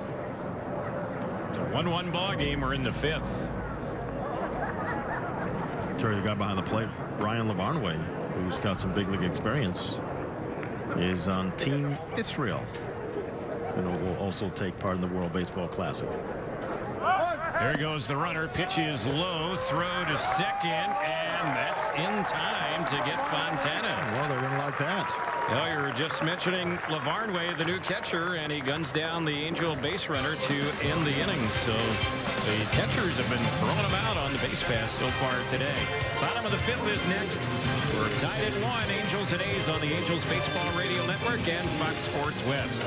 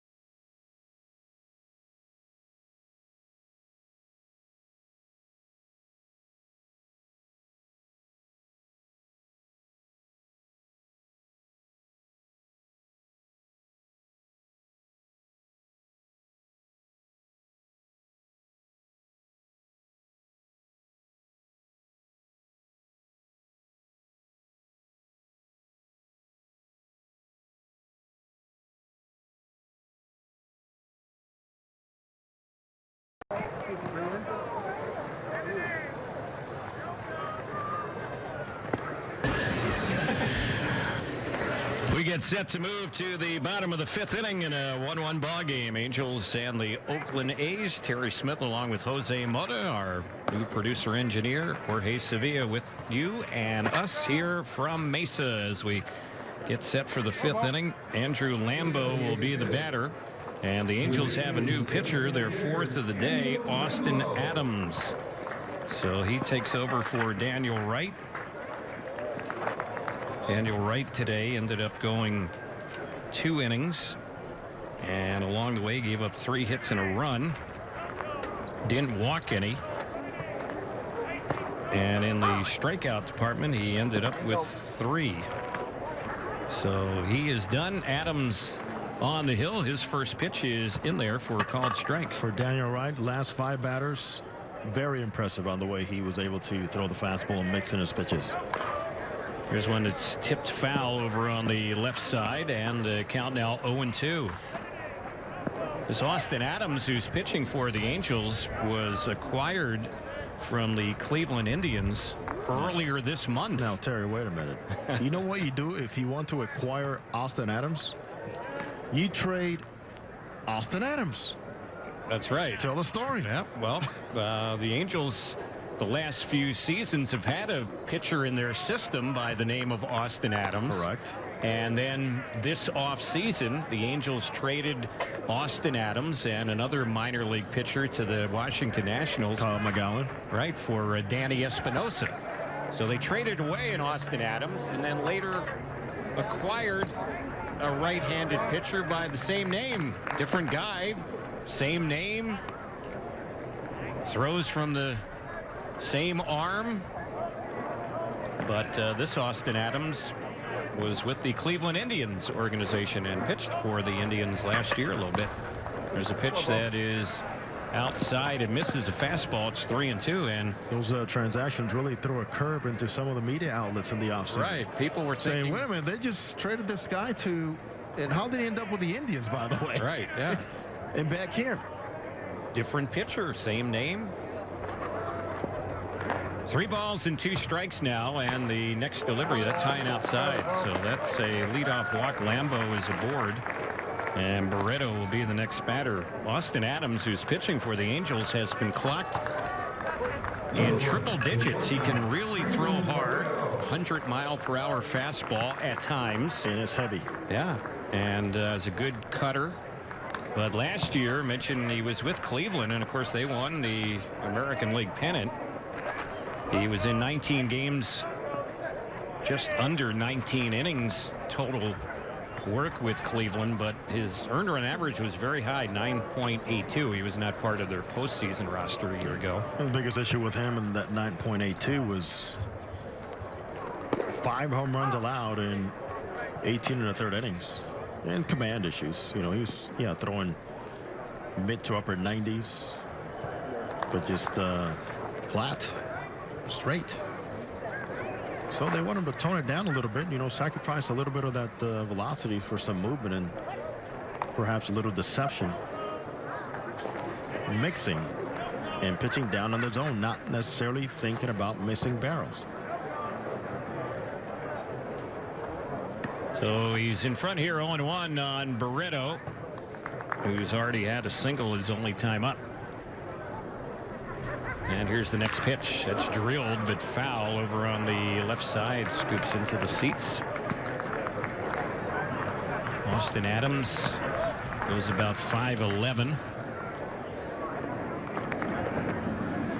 Well, you got to like his arm, and that's one of the reasons the Angels figured to take a flyer on him. Acquired him, as I mentioned earlier, this month from Cleveland. Well, consider, I mean, he's vying for a spot in a very crowded bullpen.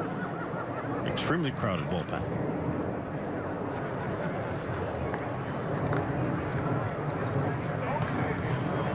So it's no balls, 2 strikes on Barreto on the next pitch. He took something off that one. A breaking ball was low, blocked nicely by Maldonado. So it's 1 ball, 2 strikes. Angels, we talk about the bullpen, and J.C. Ramirez, who was terrific for the Angels towards the end of last season. He'll be making a start here soon.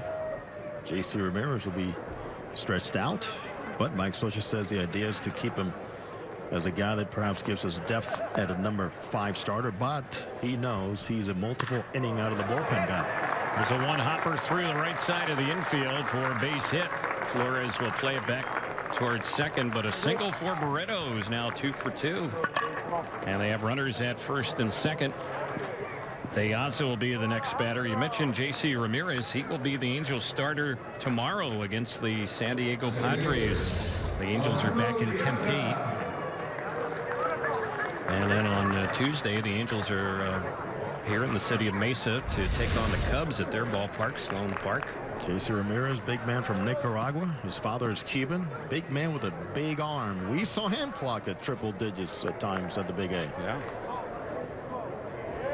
So Adams in a little bit of trouble here. He's allowed a couple of base runners. First 2 batters he's faced, 2 on. Angels have brought the infield in, thinking a bunt might be coming up here from Diaz. He is around the bunt, but lays off the pitch, and the pitch misses outside, 1-0. You can see Mike Scioscia, Dino Evil, just giving the sign of just read the bat, get an out. Third base Luis Valbuena flashing some signs. You can see him going to his eyes saying, hey, nothing too fancy here. Just a few squares out. Just get it out. Here's the pitch. There's the bunt. Pretty good one. Coming in and making the stop on it and throwing to first is Valbuena. But a sacrifice off the bat of Diaz advances the 2 runners to second and third. And the A's are threatening to take their first lead today with 1 out. Mark Canha will be the batter. In the case you're asking, why not put on a play, put a wheel play, try to get the man at third base? Well, no guarantee for a guy like Diaz, who had been on base twice, had just driven a ball over the center fielder's head. So in that case, you don't want to have too many holes open for him to pull back and swing the bat. And as much as you want to practice and put on those plays that you've been working on for so long here, a couple of weeks in spring training, you're better off in game situations just to go with the instinct. Let the game play itself out. Austin Adams and catcher Martin Maldonado, a little conference out in front of the mound before facing the next batter, Canna. Fans, don't forget, if you have a group of 20 or more interested in experiencing Angels baseball, receive group pricing as low as $8 per seat. Call 714-4-ANGELS or visit angels.com/groups for more details. Angels keep the infield in. Canna has yet to be retired today, a walk and a double. And the first pitch, that bounces in by Maldonado, and that will score a run as that wild pitch gave Maldonado no chance behind the plate to stop it, and the A's have a 2-1 lead. It was pretty much called over gripping a pitch and trying to make it either too fine or throw it way too hard.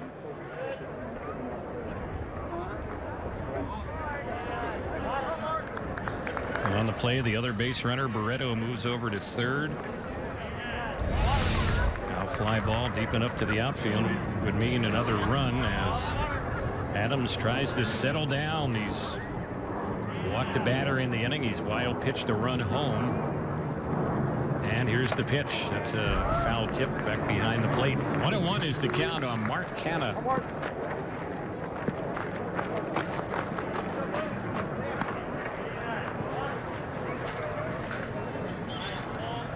Angels continue to play the infield in, looking to cut down that runner trying to come in from third base.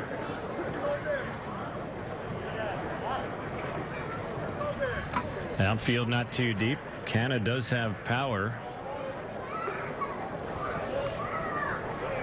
Home plate umpire Jim Wolf adjusting his mask right now. Time is called.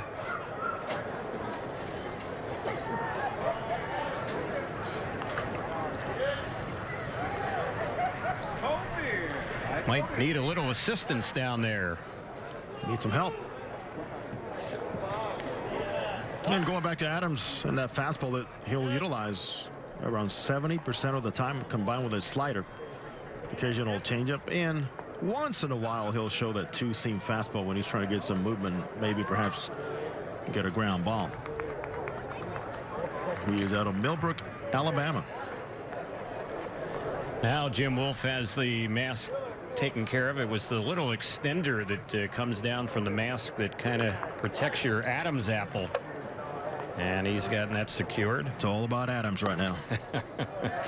There's one that's a little bit low for a ball. 2 balls and 1 strike.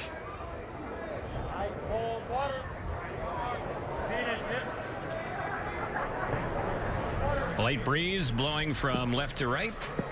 Blowing out occasionally as well. Adams is ready, and here's the next pitch, and that is on the outside corner. Took something off the fastball there. That's a great job. Good slider. Did a fine job being able to finish it off and hitting that target. As an infielder, you're playing in, you want to make sure, because there's timing involved also here in spring training on you and your fielding and your legs and the glove and everything. Start low. 2-2 pitch, bounced out near the mound, stopped by Adams, fires high to first base, but jumping up, catching it is Marte, and they keep the runner at third base as well. So Adams gets the job done. That's the second out in the inning, and that runner has to hold at third base. Boy, Austin Adams almost threw that ball over the head of Marte, but Jeffrey with a nice vertical leap there got it, came down on the bag. No, Austin Adams came out that mound so quickly because the runner at third base, Barreto, was running down the line. That ball gets through, he's going to go and try to force a shortstop to make a throw. But Adams really saved himself here by being so quick in getting off the rubber. So here's Jed Lowry. The infield is backed up for the most part, except for Valbuena. He's right at the edge of the grass at third, and the pitch right in there, a called strike.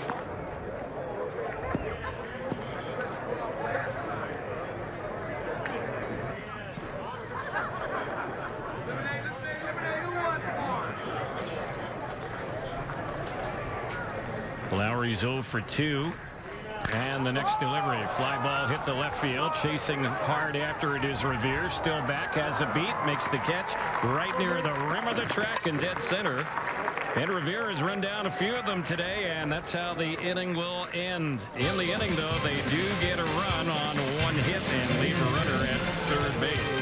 We're headed to the 6th inning. Oakland has a 2-1 lead on the Angels Baseball Radio Network and Fox Sports West.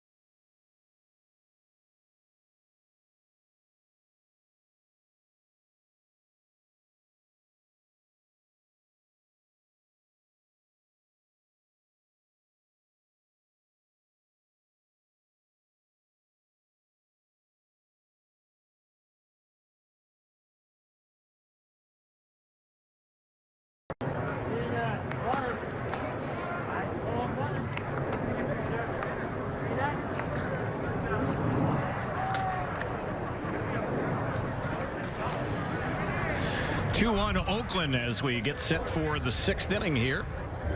A's have made a number of changes. They have a new pitcher on the mound, Daniel Colomb, who went to USC, was in the Dodgers organization for a number of years. He'll take over. He was in 35 games last year. He's a lefty reliever.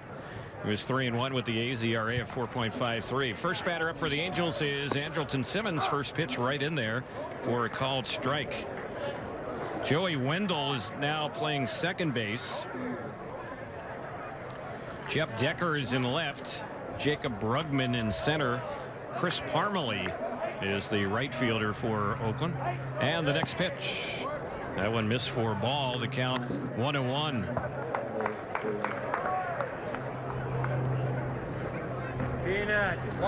Simmons has popped out and grounded out today. He is 0 for 2.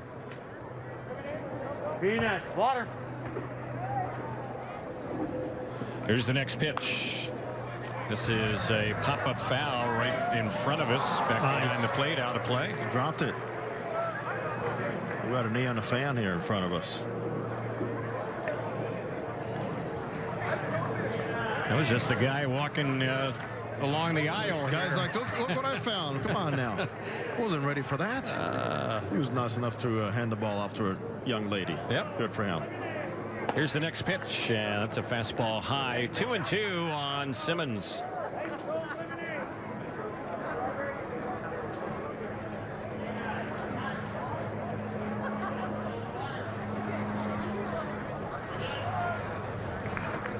Colomb is the 4th pitcher today for the A's, and his delivery. This is nubbed foul right near home plate.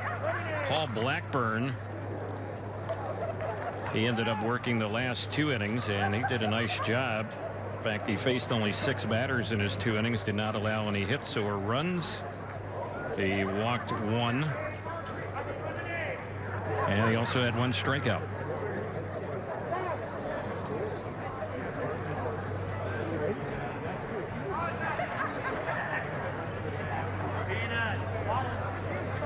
Daniel Colombe on the mound. Last name is spelled C-O-U-L-O-M-B-E. And his next pitch outside for a ball. As much as it sounds like Bartolo Colon, I see snow cone. it's much different. Hey, snow cone. Daniel Colombe. He's out of Scottsdale. Attended USC, Texas Tech, and South Maine Community College. Here's the next pitch, and a swing and a miss at that 3-2 delivery. Simmons fooled, struck him out. That's the first out here in the 6th. A's have had only 3 strikeouts in the ball game against the Angels, but Simmons retired on one, and here's Ben Revere, who's driven in the only Angel run. That was with an RBI double with 2 outs back in the 3rd inning. Angels bench coach Dino Evil receiving and greeting Simmons after the strikeout, pretty much saying, I believe you're done for the day. Looking forward to seeing that regular lineup in action tomorrow. There's a pitch taken for a strike by Revere. No balls and 1 strike. And the guys talking to them this morning are ready to go. Trout, Calhoun, Espinoza. Check swing by Revere. That one missed. Escobar, Maben. Pujols himself, as you know, Terry, is itching to get going. He's in a slower pace in terms of his running, but Albert has been out there every single day taking care of business. Going through drills, taking batting practice. Slowly getting into the ground balls. And although we haven't seen him running on the field, I guess he's been doing it back behind closed doors, so to speak. Started actually even before the position players showed up. The treadmill where they can control his weight. Here's the pitch. This is a fly ball lifted into left field. Routine play for Decker, the new left fielder, and he's under. He'll put that one away, and that's his 2nd out. Of course, treadmill with a gravity control where you can control which percentage of your body weight you're going to be landing on, and Albert has been passing pretty much every single test. Yeah, what was it the other day? Mike Scioscia was referring to that machine as the Ultra G machine. No, he was told. I'm not familiar with that lingo, but I bought it. That's what he said. And there's a pitch that's a little bit low for a ball. 1 ball, no strikes on Cliff Pennington, who's had a walk and a strikeout his first 2 times up. We're in the 6th inning. It's 2-1 Oakland. I'll tell you, back to the days of Kendrys Morales using that machine. Mike Scioscia has had to address the media to say, okay, what is he doing today? Finally got it. It's the Ultra G. Here's one that's chopped to third, and the ball skipped off the glove of the 3rd baseman there, Trevor Plouffe. And that's going to be an error all the way, you got to think. On at first base with 2 outs is Pennington. Oh, that in between hopper.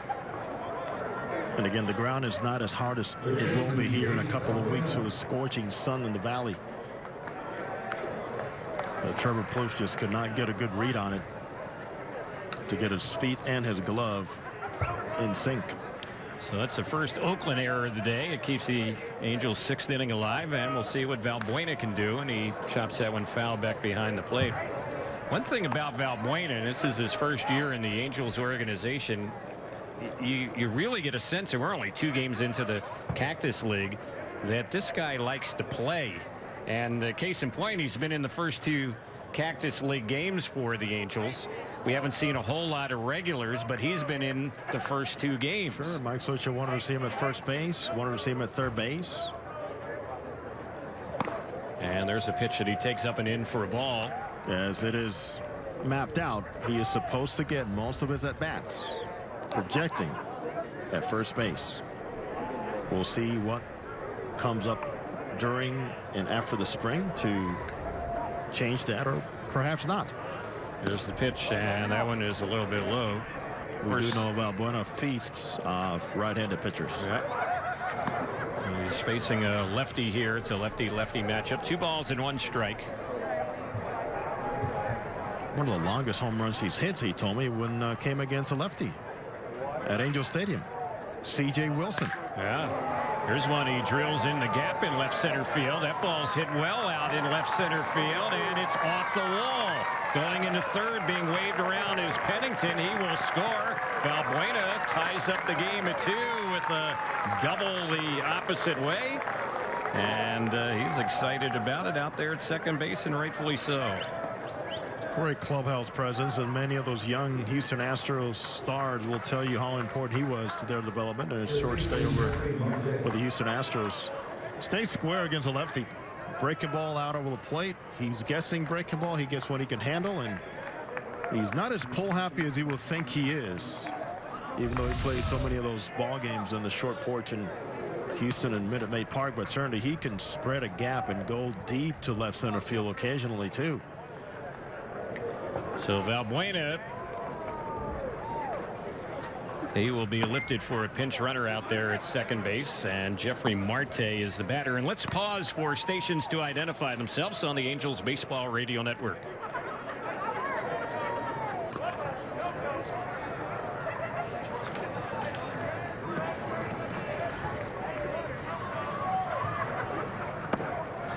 Terry Smith, Jose Mota, our producer engineer Jorge Sevilla with you here in Mesa. 2-2 game. Caleb Coward is the pinch runner at second base for Valbuena. He'll probably stay in the game defensively for him at third as well. A's lead didn't last very long. They got it in the bottom of the 5th. Angels have tied it up here in the top of the 6th. Next pitch fouled off by Marte. 2-1 is the count. Now back to Valbuena, and talking about, he's a guy that likes to play. Well, you could say, well, don't all players like to play? Maybe not every day in the Cactus League. You're right. Especially when you still have about 5 more weeks to go of it. And he's been in the lineup at least the first 2 games. You're absolutely right. Here's the next pitch. Here's one chopped deep in the hole at short. Long throw by Barreto, and not in time. Then rounding third is Cowart. They fire there, and they get him trying to get back to the bag. So Marte was safe at first base, but Cowart was out rounding the bag on the throw by Olsen, a heads-up play, and that's how the inning will end. Angels do get the run to tie it here in the 6th. We go to the bottom of the inning, 2-2 the score on the Angels Baseball Radio Network and Fox Sports West.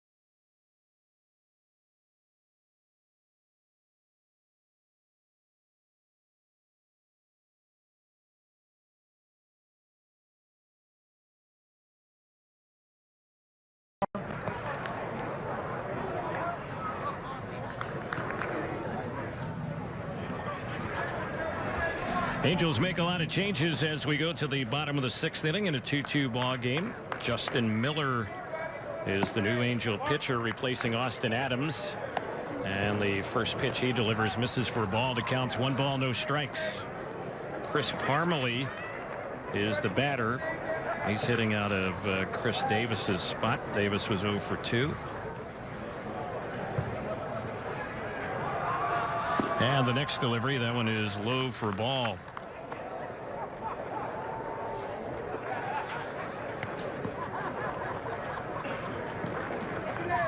Angels have Matt Thaiss now playing first base.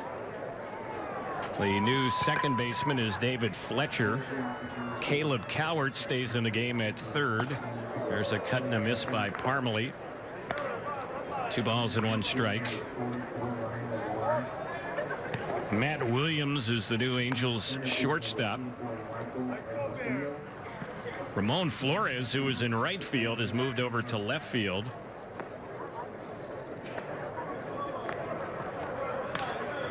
Michael Hermosillo is now the new center fielder. Pitch was fouled back to the screen. It's 2-2. Ryan Lamar is now in right field for the Angels.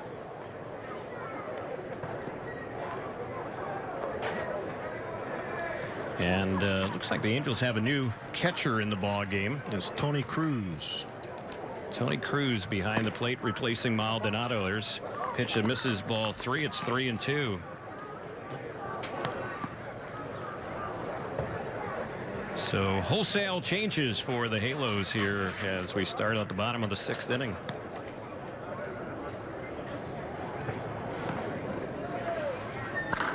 Here's the next delivery. It's popped up on the left side. Cowart, the third baseman, in pursuit and foul ground. He's going to run out of room. So it's still a full count. 3 balls, 2 strikes. Justin Miller, we mentioned he is the new Angels pitcher. And he's trying to win a spot in the bullpen. He was in the Colorado Rockies bullpen a year ago. In fact, pitched in 40 games for Colorado. 1-1 record, high ERA though, 5.70. But he did average better than a strikeout an inning last season. Good fastball, very good slider, probably his best pitch. There's one lined into center and coming in, diving and making the catch on that one is the new center fielder Hermosillo, and that is out number 1. Low line drive out. It's Tony Sanchez, now Tony Cruz. Tony Cruz, another catcher. Tony Sanchez is behind the plate.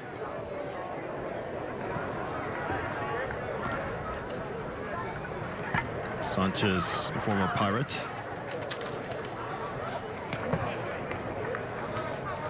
So here is Trevor Plouffe getting ready to bat. He's been at third base for them today, 0 for 2 at the plate. Swings at that pitch, fouls it off. The bottom of the 6th inning. It's being brought to you by our friends at Rotolo Chevrolet in Fontana. Rotolo Chevrolet, pursuing excellence every day. You can visit them at rotolo.com. That's rotolo.com.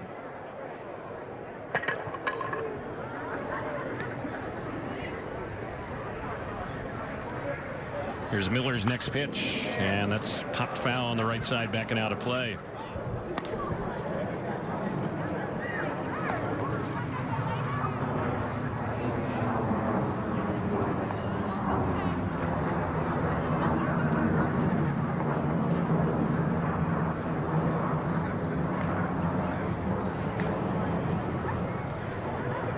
Here's the next delivery, and that's way up and in.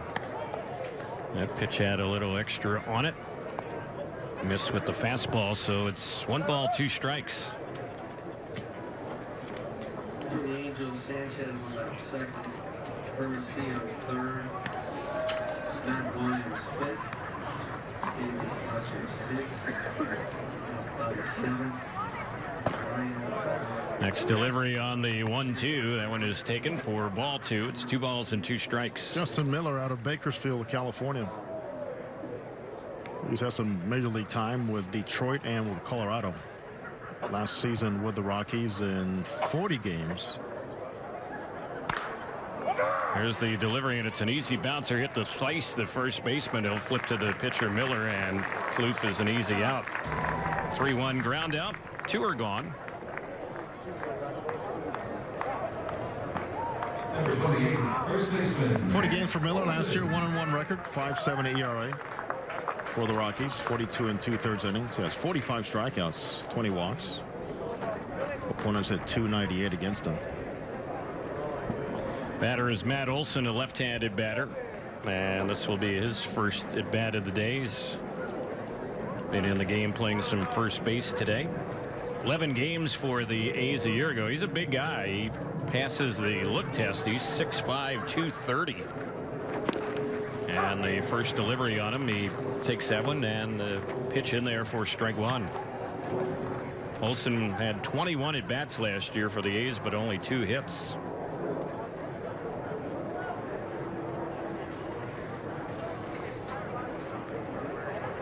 Here's the next pitch, and that's a shot back to the mound. It gets by Miller, but backing up near second. Stopping it is Williams, the new shortstop, and that will end the inning. They get him at first base.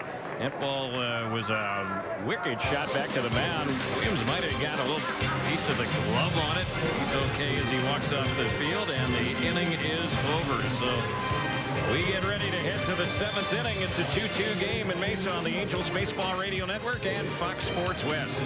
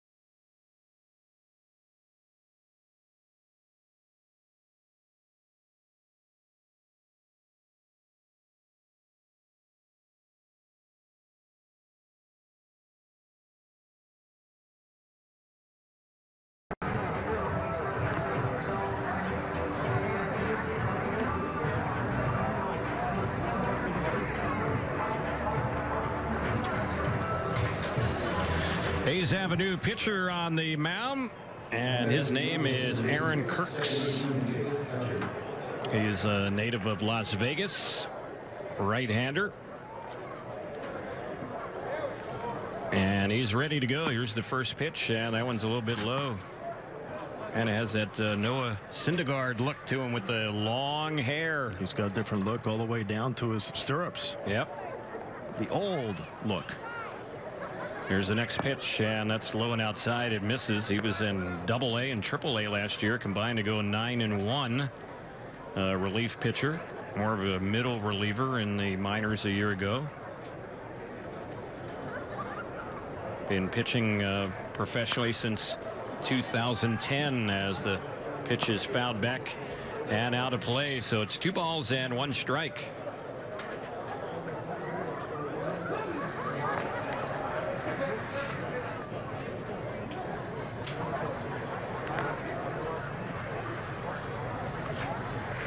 It's David Fletcher. And the pitch on its way. That one is fouled back behind the plate. 2 balls and 2 strikes. So Fletcher batting for the first time today. Came in to take over at second base, sitting out of Maldonado's spot.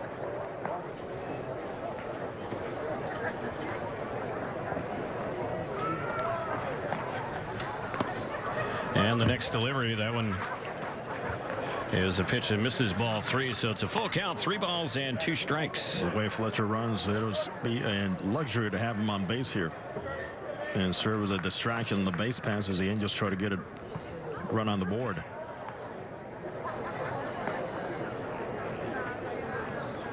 And on the 3-2, that one is way up and in, ball 4, so Fletcher is aboard. Leadoff walk to start off the 7th in this 2-2 ball game. Nice job there by the youngster. Great idea about what the situation called for. Really tone it down to a very tight zone. It's something he was going to offer at or take. Excellent job. Now let's keep an eye on his lead.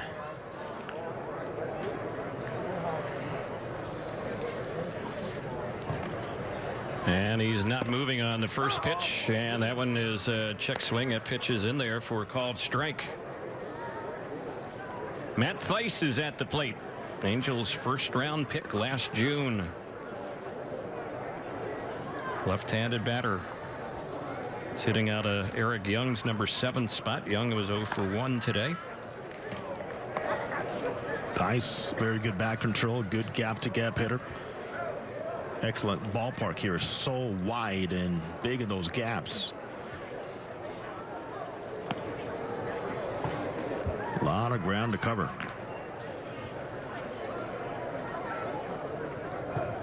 Here's the next delivery, and that one is a pitch that misses. 1 ball, 1 strike. It seems to me like Fletcher was running, and a very good job by Kurtz on the mound, just holding the baseball. The extra millisecond just threw a little flinch away, and the instinct away from Fletcher, so he put on the brakes. Just how valuable holding the baseball is in situations like this. So toss over to first, and Fletcher dives back. The guy that's pitching for the A's, their 5th pitcher of the day, the right-hander out there, Aaron Kirks, has the distinction of once being traded in pro baseball for a baseball executive. About that. Here's a pitch that's high and away. Who did he get traded for? He was originally drafted by the Cubs and was traded to the Boston Red Sox as part of the deal that brought Theo Epstein to the Cubs. Just make the connection right there. There you go. So he wasn't traded for a player or traded for cash considerations. He was traded for a baseball executive. Somehow, indirectly, he was related to a Cubs championship. Yeah. All right. 2-2 the count. Thaiss was taking that pitch, was in there for a strike. I'll tell you another cool story going around here in camp with the A's and one of their relievers. Terry, as you know, John Axford guessed right on all 18 Oscar winners in 2014. Okay? Oh, I know. Yes. Did he make his picks yet? Yes, he did. Oh. He made his picks for... Who's he going with for picture of the year? He's got La La Land. Okay. He's got Casey Affleck as the best actor for Manchester by the Sea. John Axford, again, correctly guessed all 18 Oscar winners back in 2014. He's got Emma Stone from La La Land as the actress. He's got director Damien Chazelle for La La Land. There's a toss over to first, and diving back goes Fletcher. Original screenplay, John Axford picked Kenneth Lonergan for Manchester by the Sea.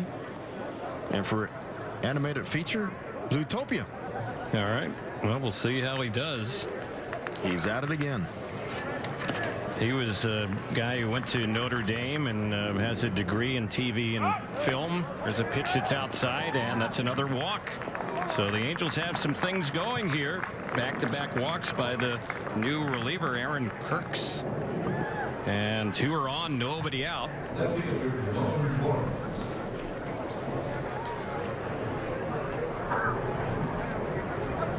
Flores will bat. He is still in the ball game, his 3rd time up today. Nice job by 2 young players.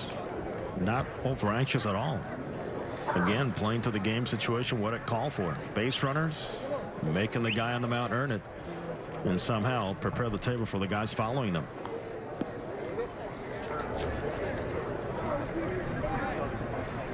So, Terry, you like those picks from John Axford? Well, based on his success rate in making these picks as far as the Oscars, be hard to bet against them.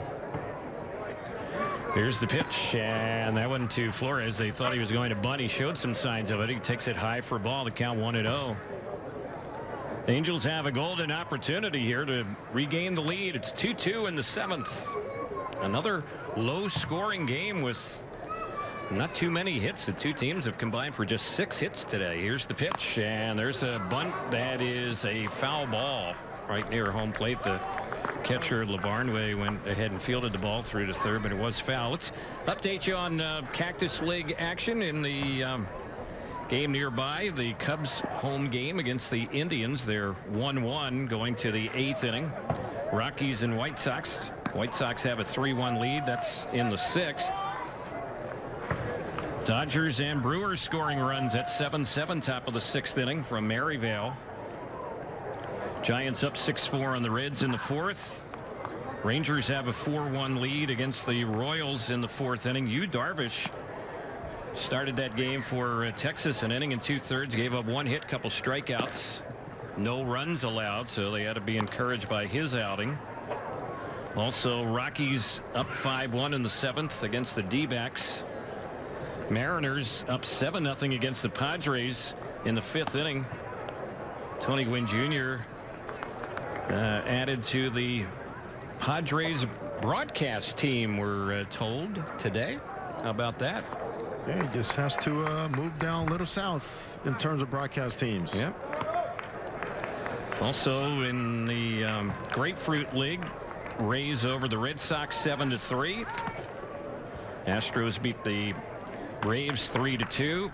Cards over the Marlins 7-4. Orioles beat the Pirates 8-3. Jones and Machado had home runs in that Baltimore win today. Here's the 2-1 delivery. There's the bunt. It's a good one out in front of the plate. Only one chance for an out. First base. The throw is in time. But Flores does the job for the Angels. That sac bunt pushed in front of home plate moves Fletcher over to third and Face up to second. So now 2 in scoring position, 1 out.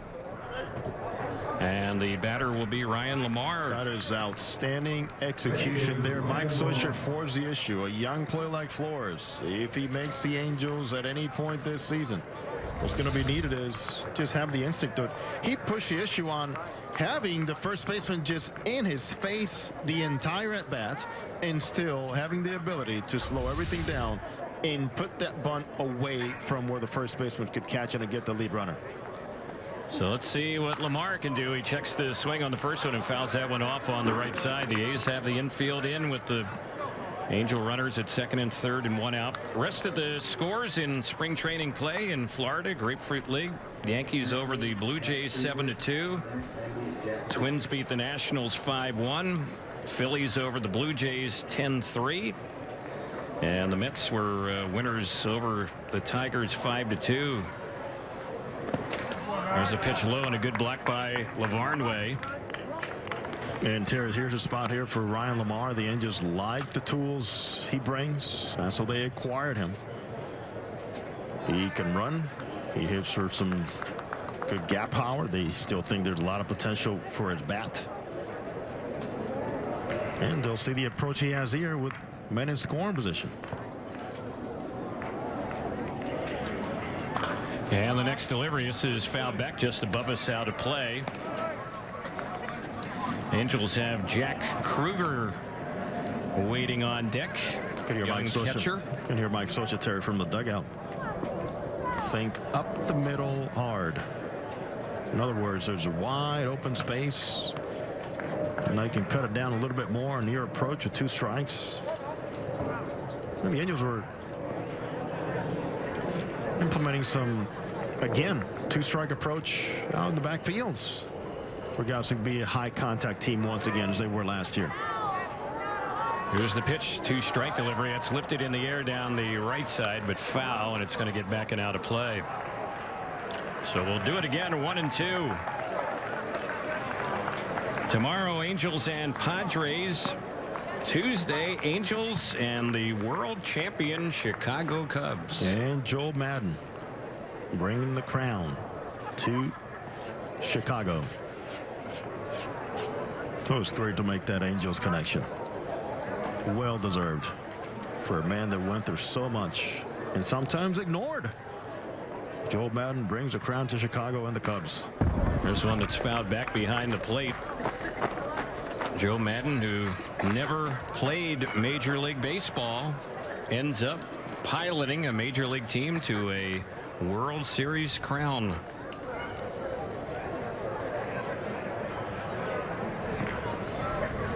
One ball, two strikes. Here's the next pitch, and it's a little poke into shallow center. It's going to drop in, drive in one. It's going to drive in two, and the Angels are back on top by a pair. It's now a 4-2 Angels lead. That ball just barely cleared the infield. In fact, it might have hit the back part of the dirt before the grass out there in very shallow center, but it was deep enough to get those two runners in. No chance for Brugman, the center fielder, to make a play on it. Pinder, the shortstop, couldn't get back on it in time, and Lamar delivers. The Angels back on top. He delivers, and what a good listener he must be, because there he goes. Get jammed, wait for the ball, good two-strike approach, use the big part of the middle. As Mike Switcher was yelling from that dugout. Very nice job. So 4-2 Angels on top. As Ryan Braun was recently talking about the Milwaukee Brewers slugger, you know, Terry, spring training is a time where you got to throw your ego out the door in terms of getting jammed a few times to get your timing right. That was a good example there. Young player trying to impress, trying to make the ball club, but just keeping things in perspective on what he needed to do after a couple of big swings. Getting jammed and getting a big base hit. Jack Kruger at the plate, SoCal native. His first at bat this spring. He's a young catcher, non-roster player. He was actually a Angels draft pick last June, and he went to Oaks Christian High School in Westlake. Born in LA, lives in Calabasas. Played a little junior college baseball at Orange Coast College.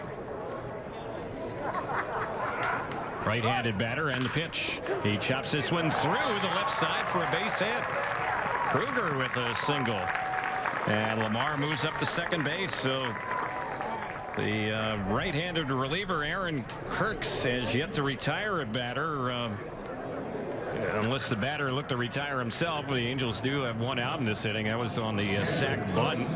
Angels gave him an out to advance the runners. Bob Melvin is coming out of the dugout, and he is going to make a pitching change here. Yeah, it's way too many pitches. 25 pitches for one out for Kirks. So we will take a break here from Mesa, where the Angels have regained the lead, up 4-2. A pitching change coming up here in the 7th inning on the Angels Baseball Radio Network and Fox Sports West.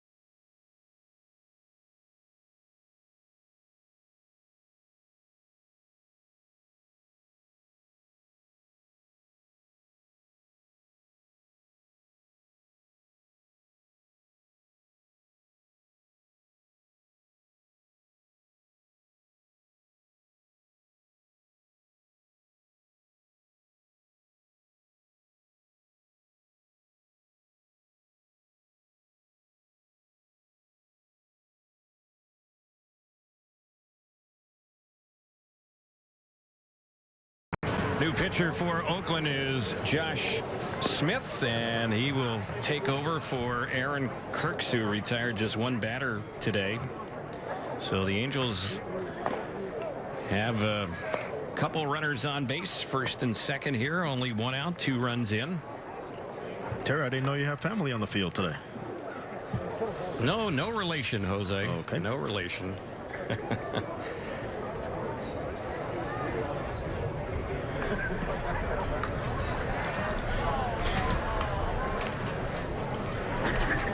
Sanchez is the batter for the Angels.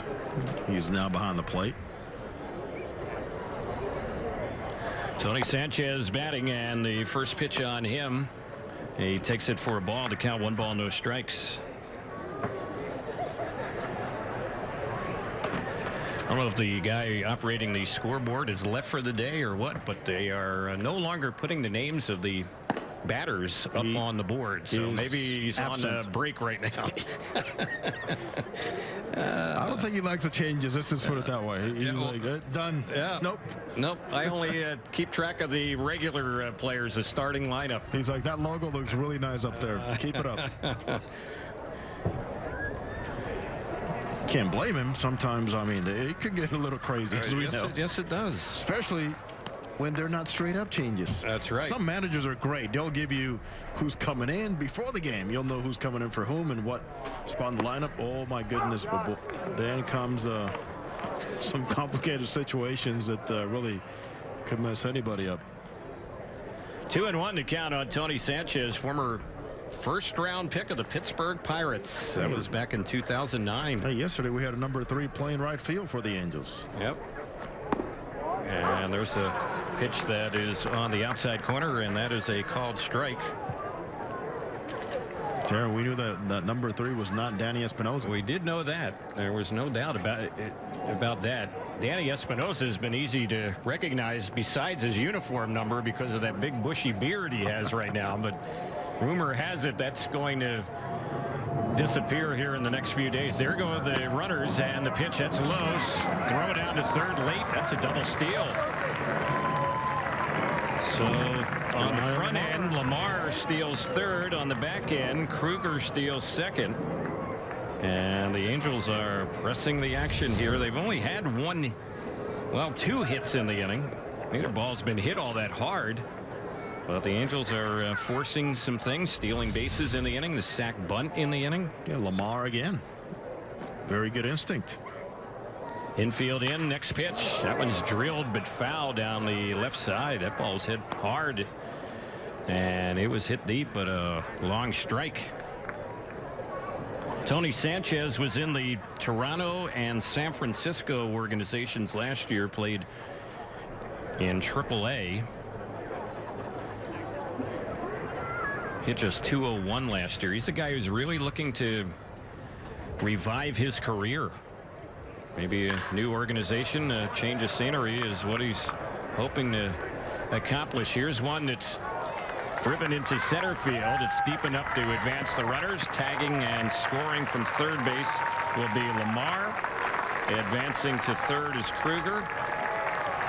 Sack bunt, now a sack fly in the inning, and it's 5-2 Angels. It's really a plus in situational hitting and even situational approach for the Angels all the way around this inning with a couple of walks by the youngsters. Fletcher, Theis to lead off. The sack bunt by Flores. Great at bat by Lamar. And now the sack fly by Sanchez. Put it all together, and this condenses pretty much something the Angels will be looking forward to do with their regulars throughout the season. Maximizing innings.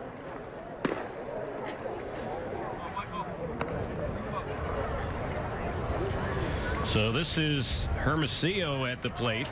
Michael Hermosillo. And he's now playing center field. And the pitch. And that one is up and in.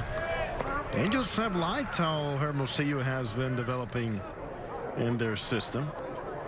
I think there's more in that bat that'll project to driving the ball more, but certainly he has made some progress, opened some eyes, and here he is invited to Major League camp.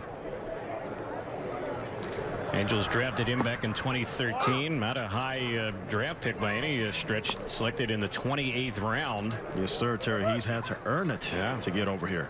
but Angels thought enough of him to have him play in the Arizona Fall League following last season. Pitch on its way. That one a little bit low and outside. And he hit over 300 last year in the minors between the Angels Class A clubs in Burlington and Inland Empire. Worked a 3-1 count here against Josh Smith, and the next pitch that's in there. Now it's a full count.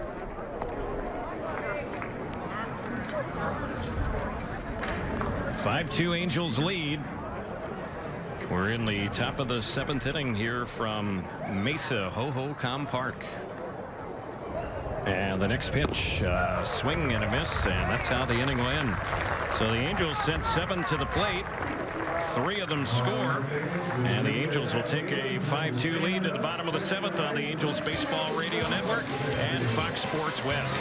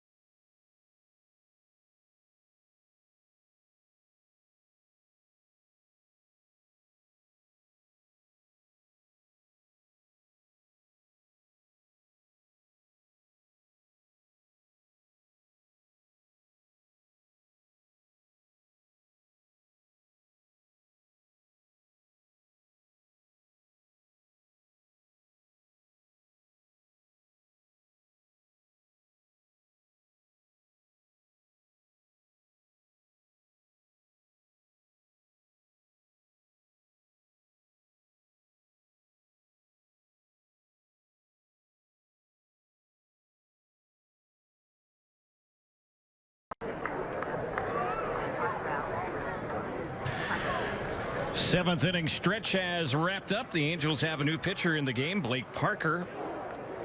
And he is pitcher number 6 of the day for the Angels. Justin Miller, who worked last inning, had a 1-2-3 inning.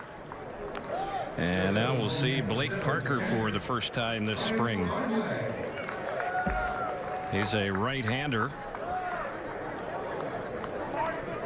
And he has spent some time at the major league level. Angels a new organization for him. Parker, in fact, pitched for both the Mariners and the Yankees part of last season. Fastball, top out around 96. Good slider. He'll throw a cutter and a change. And the next pitch as we start things off here in the bottom of the 7th, it's low and away, ball 1.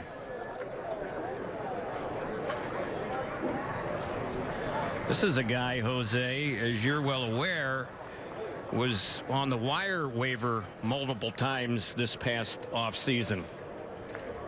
And here's the pitch, and that one is a little bit outside. It misses for a ball, and got to the point where he did not know which uniform he was going to be wearing. There were a lot of paper transactions. He belonged to multiple organizations, but it's like, which uniform am I finally going to be wearing come spring training? Yep. Right-hander behind, 2 balls, no strikes. Lavarnway is the batter, and that's a fastball. It misses high, so the count goes to 3 balls and no strikes.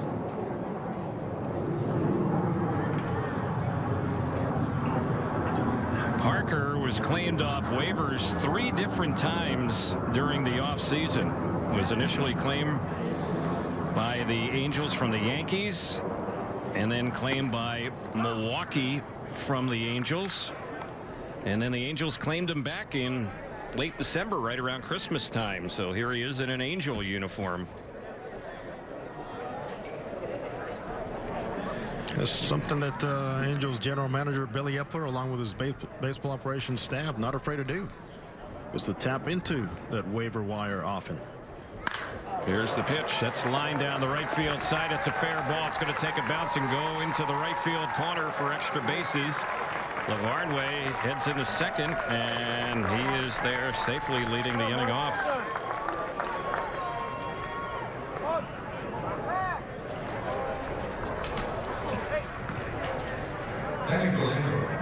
Beautiful piece of hitting by Lavarnway. He's had a nice game behind the plate after coming in, taking over for Feglick, threw a runner out, and now does a good job with a top hand, just making sure he drives through to hit it to the opposite field with a lot of authority.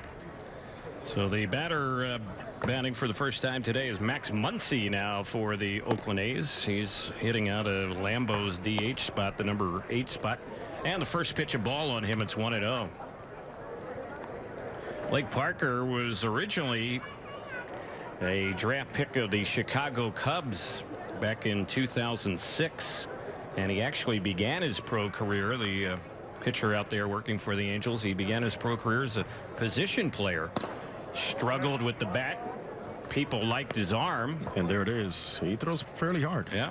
Switched to pitching, and he got to the big leagues as a pitcher. Mentioned he was in the majors last year a little bit with both the Mariners and the Yankees. Now trying to win a spot somewhere in the Angel bullpen.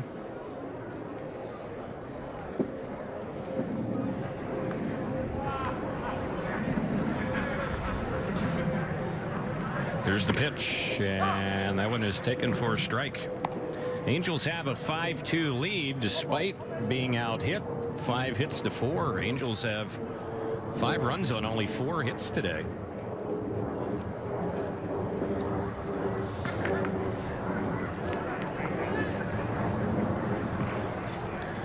Here's the 2-1 delivery. That's grounded on the right side. Broken bat. Ball stopped there by Fletcher, the second baseman. He will throw out Muncy on the play. Lavarnway moves over to third. He's there with 1 gone. So the out advances the runner.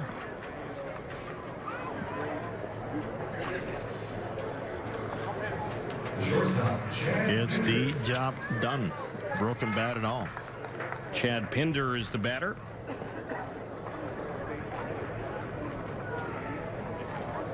This is his first time up today. Youngster Franklin Barreto began the game at short, hitting in this spot. He left the game 2 for 2 today. And the first pitch on Pinder, that one is taken for a called strike. Pinder, 22 games for the A's last year. 51 at bats with .235. First big league home run came last season. He's a former second-round pick of the A's back in 2013, and he takes that one off-speed pitch outside. 1 ball, 1 strike. 1 major league home run that came on September 29th at Seattle.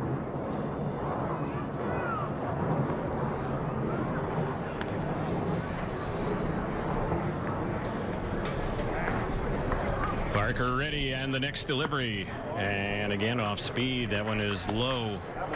It's falling behind. 2 balls, 1 strike.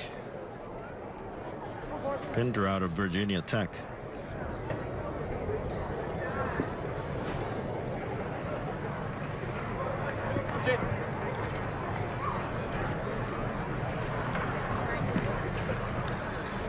There's the 2-1 on the outside corner.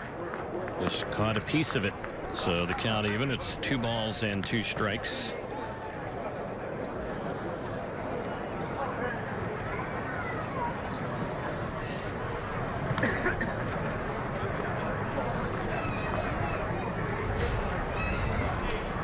Parker could use a strikeout here. He bounces that one in. Good block on it there by Tony Sanchez. So it's a full count. 3 balls, 2 strikes. We're talking about Pinder being a second rounder for the A's back in 2013. He was a 71st player taken in that draft. Coming into this season, Raiders as their number 7 prospect.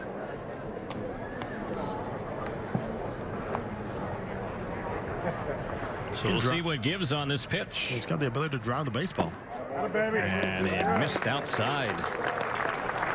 Stayed away from the fastball there. Pinder is on with a 1-out walk. That'll put him at the corners.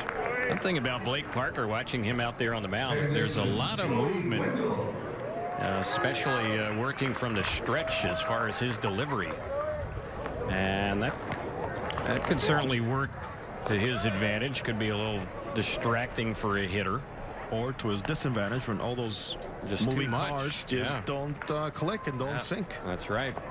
The ideal thing is the objective is to throw the ball over the plate. Parker hunched over as he looks in for the sign, and then there's a lot of movement with the arm and his glove before delivering. Here's the pitch. It's a liner that's caught by the shortstop, and the relay back to first nearly doubled off the runner, but getting back was Pinder. Matt Williams out there at shortstop jumped up, caught that one on the dirt, not too far from second, alertly threw back to first, and to the credit of the runner Pinder over there, he wasn't doubled up. He got back in time, so it's a second out. Still runners at the corners.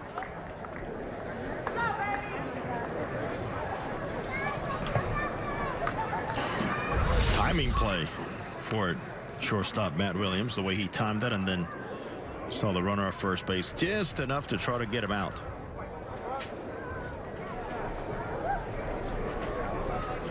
Here's the pitch, and that one is in there for a strike. Parker also mixing in a pretty decent changeup, trying to get a feel for that pitch. This is Brugman at the plate. Jacob Brugman, his first time up.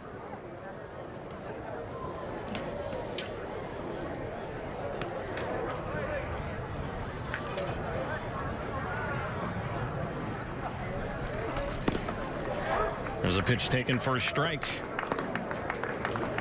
0-2 the count.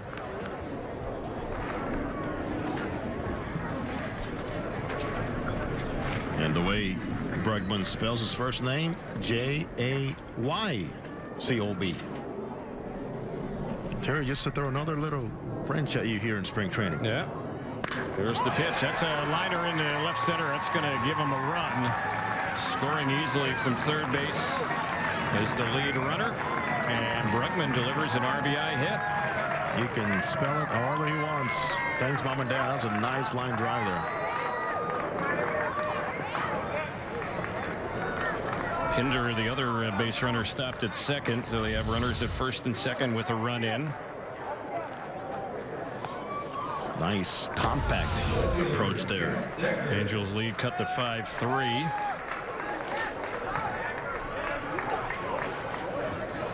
Still 2 outs.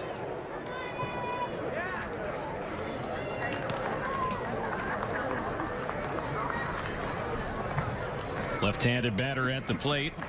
And the pitch, that one is chopped on the right side. It's stopped by Fletcher, and the throw is in time, and that will end the inning. So Decker is retired, and that'll do it for the Oakland A's. They do get a run in the inning, and as we get set to move to the 8th, Angels have a 5-3 lead on the Angels Baseball Radio Network and Fox Sports West.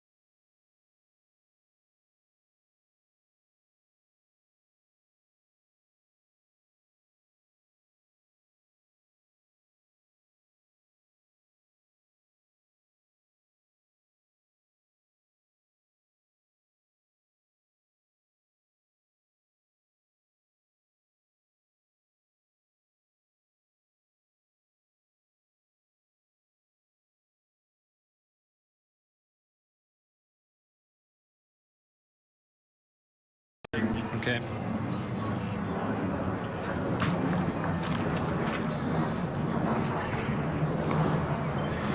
New pitcher for the Oakland A's as we get close to starting things off here in the 8th inning. Michael Brady will take over for Josh Smith.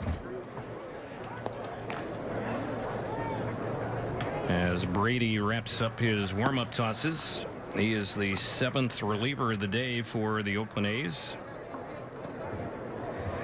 I want to remind you, you can join the Angels for spring training at Tempe Diablo Stadium. Don't forget the date, March the 24th. The Angels will be taking on the Seattle Mariners that day. Fans will enjoy a post-game concert performance by Gavin DeGraw. Visit angels.com/promotions to purchase your tickets today.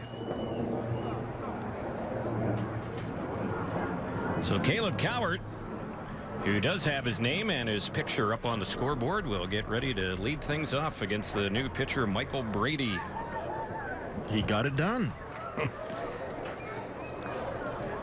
There's the first pitch on the switch hitter, and he swings and fouls that one back behind the plate.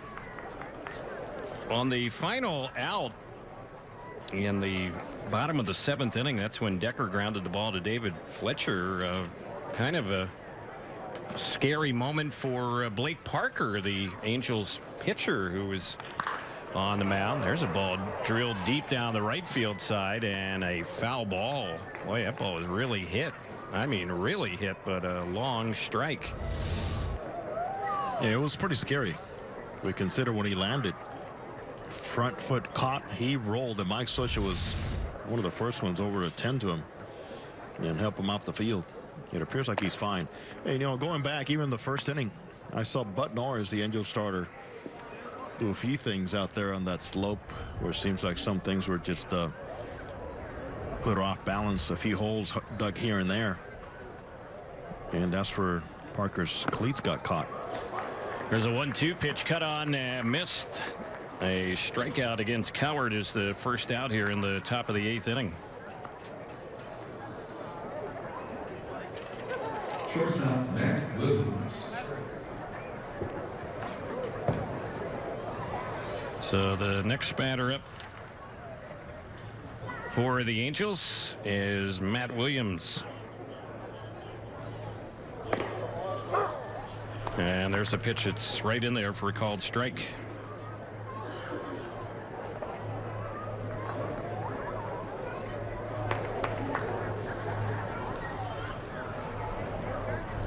Here's the next delivery, and it's a little broken bat pop-up right near the first baseman. Olsen will make the catch.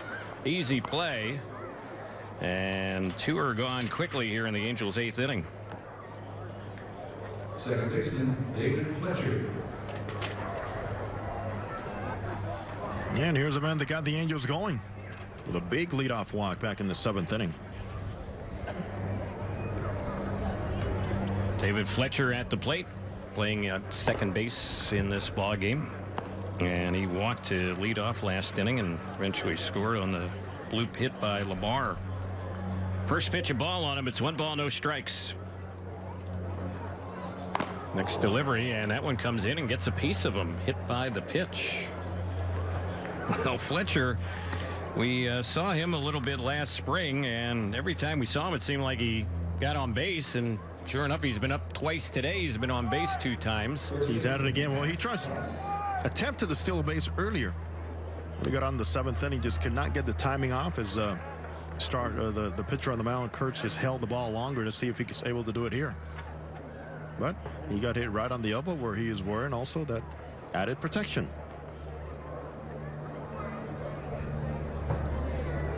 So the Angels have a 2-out base runner. Fletcher not on the move, and the pitch is a little bit low for a ball. Matt Theis at the plate. He's had a walk, and he's scored a run so far today.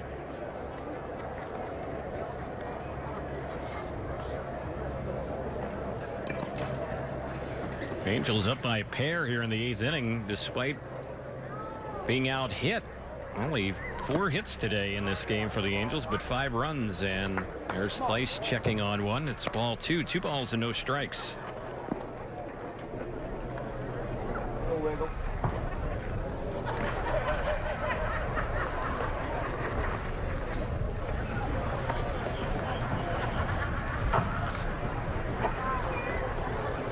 Infield is playing it back with 2 outs, and the next pitch, Thice takes a fastball. It's called strike. So it's 2-1.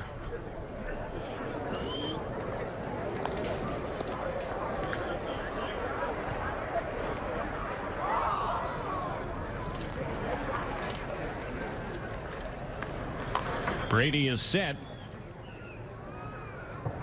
Fletcher not going. The runner at first, and the pitch misses outside. So it's a 3-1 count.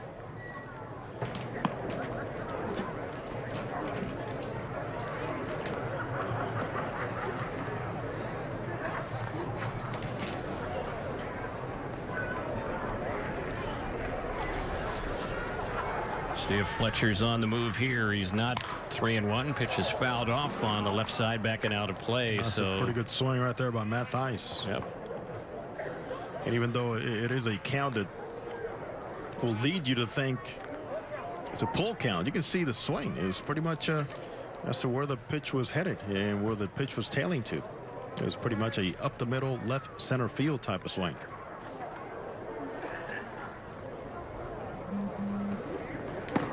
And on the 3-2 delivery, Thice is taking. He thought it was ball 4. It's strike 3, and he's out looking. The inning is over. A couple of strikeouts in the inning for Brady, the Oakland reliever. Angels are retired here in the 8th. We're headed to the bottom of the 8th inning. We're in Mesa. The Angels are up by a couple. It's 5-3 on the Angels Baseball Radio Network and Fox Sports West.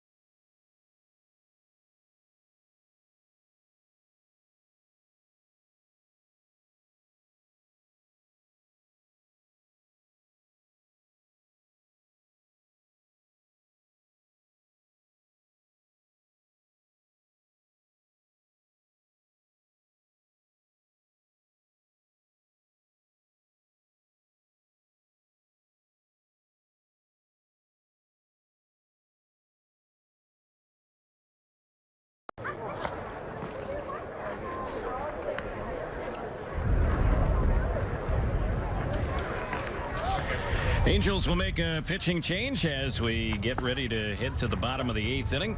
Angels up 5-3, so Blake Parker leaves. He worked last inning. He gave up a couple of hits, also a run. Walked the batter, didn't strike out any, and the Angels bring in young right-hander Keenan Middleton. He's on the 40-man roster, and the Angels are excited with how he has progressed. He's now working as a reliever. He throws really hard. He's been clocked as high as 102 miles per hour. And there's a good fastball right there for a swing and a miss. The count 0-1. It's called nice and easy heat, as he just saw there. And also, watch a little twist with his back as he delivers the ball towards home plate to hide the baseball a little bit longer. There's a pitch that got away from him. That was a wild pitch back to the backstop. He hit it so well that the catcher couldn't see it. How about that? Well, that's not a good thing.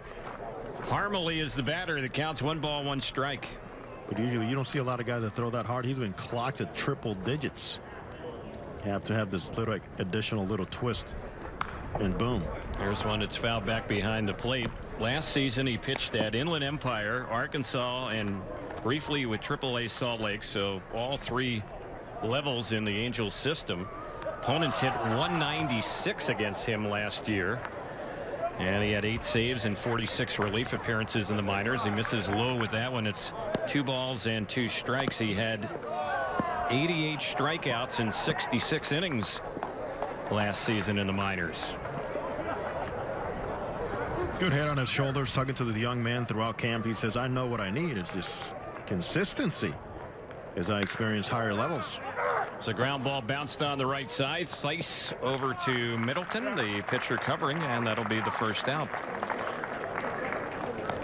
So 3-1 on the ground out. So keep an eye on him. The Angels will closely monitor his development, his growth, how he's able to maintain and keep things in sync with his mechanics, his delivery, to find the consistency that he's looking for himself to get to the big league level. And the Angels look at him as a late inning type of pitcher as he projects. Matt Chapman is the batter. First pitch on him is a ball that counts 1 ball, no strikes. This is a guy that the A's are excited about. He has extremely good power. Yes, he does. He had a long opposite field home run yesterday against the Cubs at Sloan Park. And the next pitch, he chops this one right to short. Matt Williams is there. The throw to first a little bit low, handled by Theis, and that'll be the second out. Chapman slugged 36 home runs last year between AA and AAA. And he was a Texas League most valuable player. Yep. And he's supposed to be really good. I mean, a plus defender at third base. So 2 are gone. And here is Matt Olson getting ready for his second at bat. Angels up 5-3, bottom of the 8th here against the A's in Mesa, and the pitch that's fouled back. And let's pause for stations to identify themselves on the Angels Baseball Radio Network.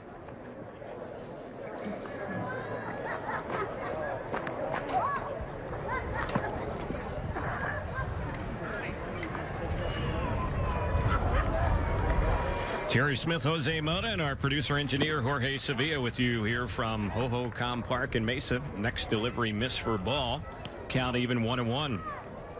Keenan Middleton has said that if there's anything out there about Felix Hernandez, he has seen or read it all.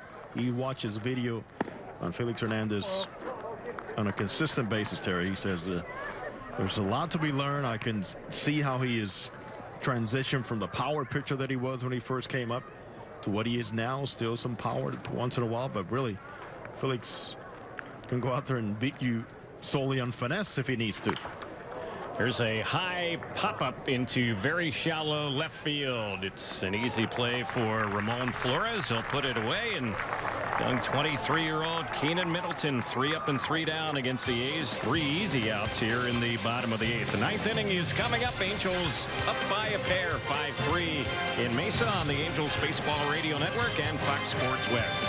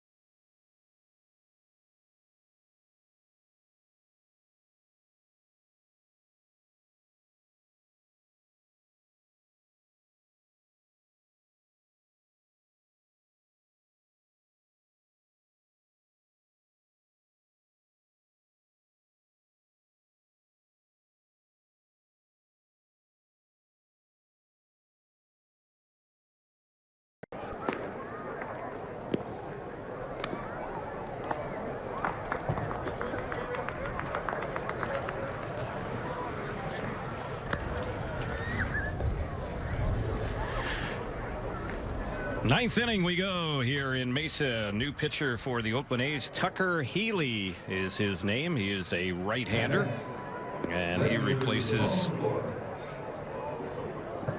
the last pitcher that they had on the mound. That was Michael Brady.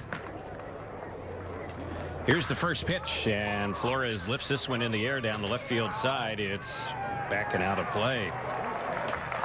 Ramon Flores has played the entire game, started the game in right field, now in left field, so this is his 4th time up today. You don't usually see a player get that many at-bats in the 2nd game of spring training. And what you do is not an established player. There's one that's fouled back behind the plate, and the count 0-2. Brady, who worked last inning for Oakland, did not allow any hits or runs. He did hit a batter, but he struck out a pair, no walks allowed. There's a pitch that's high. 1 ball, 2 strikes. Tucker Healy, no relation to Ryan Healy, who was not in the lineup for the A's today. Another good young player. Yeah. Here's the next pitch, and that one is grounded foul over on the right side. Yeah, Ryan Healy was one of the better rookie hitters in the American League last season, and he hit over 300. Such a good story that he was not even in Major League camp for them last year. Came up and played a very solid third base for them. Ryan Healy, talking about him, not the guy who's on the mound, Tucker Healy, but Ryan Healy out of Crespi High School. So it's 2 balls and 2 strikes on Ramon Flores. Next delivery. This is lifted in the air, hit pretty well in the left field. Decker is going back, still back out on the warning track. He will run that one down. That ball kept carrying off the bat of Flores. Long out, 1 gone here in the 9th.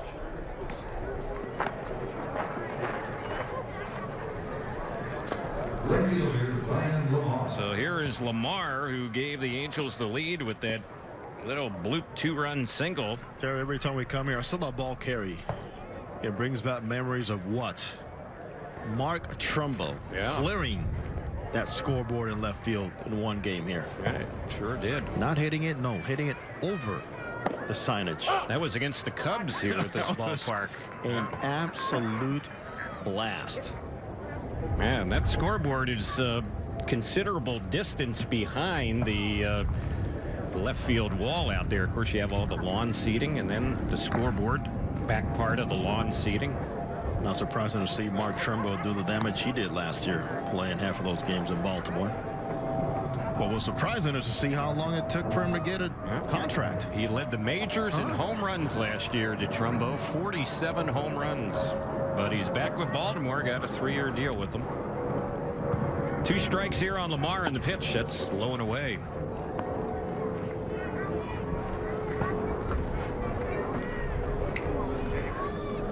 Another pretty interesting fact about this ballpark is the hitter's eye. In straight center field, obviously, which is in play. Yeah, so you have to clear that center field wall and then the batter's eye. And boy, how high is that? About 50 feet or so? That's way up there, man. Yeah. There's a pitch taken for a ball, and it's a full count. 3 balls and 2 strikes. So a hitter one time, I don't recall who it was, or can't remember it now, but go out there and hit it right in the middle of the batter's eye and start trotting like it was a home run. Before you know, he's got the coach going, hey, speed up, man. Ended up getting a long single. Hold on. There's ball 4 on Lamar. He will trot to first base. So he's been on a couple of times since coming into the ball game. 1 out walk. The A's pitchers have thrown a number of walks in this ball game. It's like 7 walks they've issued today. Also reminds me of the hardest ball I've seen hit here against that batter's eye was Sammy Sosa. Here one time just hitting a straight shot which you can probably still see the dent over here. There goes Lamar. He's on the move. The throw is low. It got away, but backing up is Brugman, the center fielder. But it's a stolen base for Brian Lamar. He's stolen third. Now he steals second. Big at bat. Couple of RBIs. He's making the most out of the 4 innings he's been on the field now.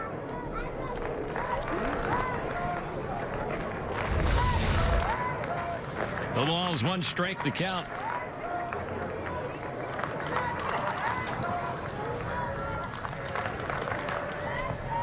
A bit of a meeting going on at the mound.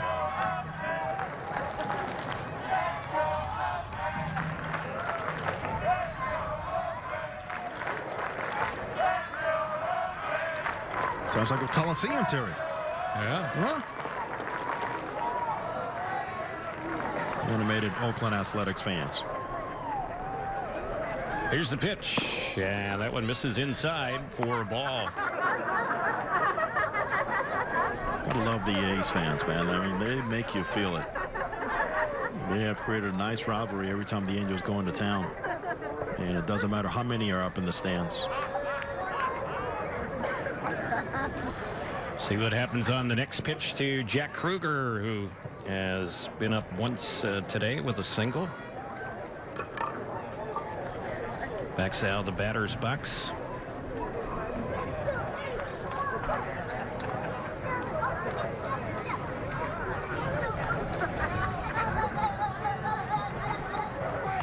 Next delivery, it's popped up, foul on the first base side, and running out of room is Olsen, the first baseman.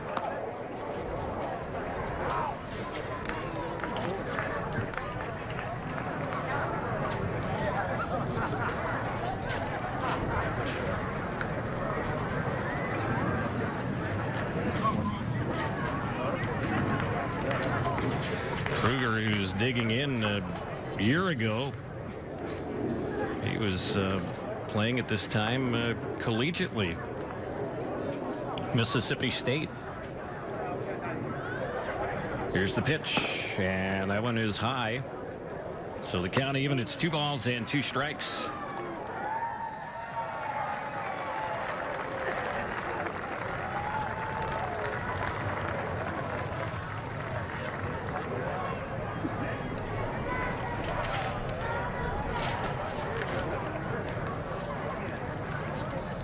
Healy ready, 1 out. Runner at second base. That's Lamar. And now Healy backs off the rubber. Time called. Jack Kruger really moved around as far as his stops collegiately. He was at the University of Oregon. Mentioned a little earlier he was at Orange Coast College back in Southern California. Was at Mississippi State last year when the Angels drafted him after his junior season.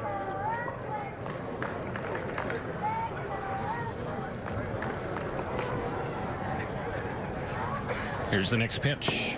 That's low and inside. It misses for a ball. So 3 balls and 2 strikes on the young Angel catcher.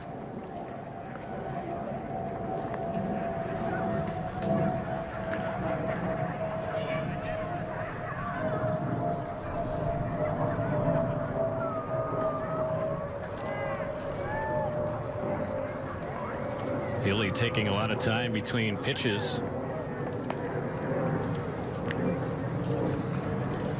Thrown 17 pitches here in this inning. He's facing just his 3rd batter. We have 1 out, a runner at second. Angels are up 5-3 here in the 9th. There goes Lamar. The pitch, it's fouled off down the right side. That's going to get back and out of play. We'll see what the Angels do pitching-wise in the bottom of the 9th. We'll probably see another pitcher come into the ballgame, and the Angels have already used 7 of them today. Used 7 yesterday in the opener, but if the Angels do go to the bullpen again, that was an impressive 8th inning from Keenan Middleton. You can see why there are a lot of people in the Angels organization that are excited about him. Of course. Here's a 3-2 pitch, a breaking ball. It's missed. Ball is dropped by the catcher. LaVarnway will fire to first to complete the strikeout. And that's out number 2 here in the 9th. You know, Middleton was on the list yesterday, and Mike Swisher told us in the morning he's on a need basis. In other words, if some of my guys gets hurt or somebody has a short outing, pitches accumulate too fast, he's in. Same thing this morning. He goes, yeah, he's on the list. And what happened today, Terry, is let's go back to that first inning, perhaps, and having to back things up. And pitches accumulating, he got a chance to come in there. There's a pitch that's way up and in on Tony Sanchez that backs him all the way out of the batter's circle. High inside fastball for ball 1. But for Middleton, what I liked the most was, the composure out there on the mound, keeping it all together and not try to amp up and press. And he's able to throw 3 pitches all around the zone. Here's the next delivery. Sanchez cuts and misses that one for a strike.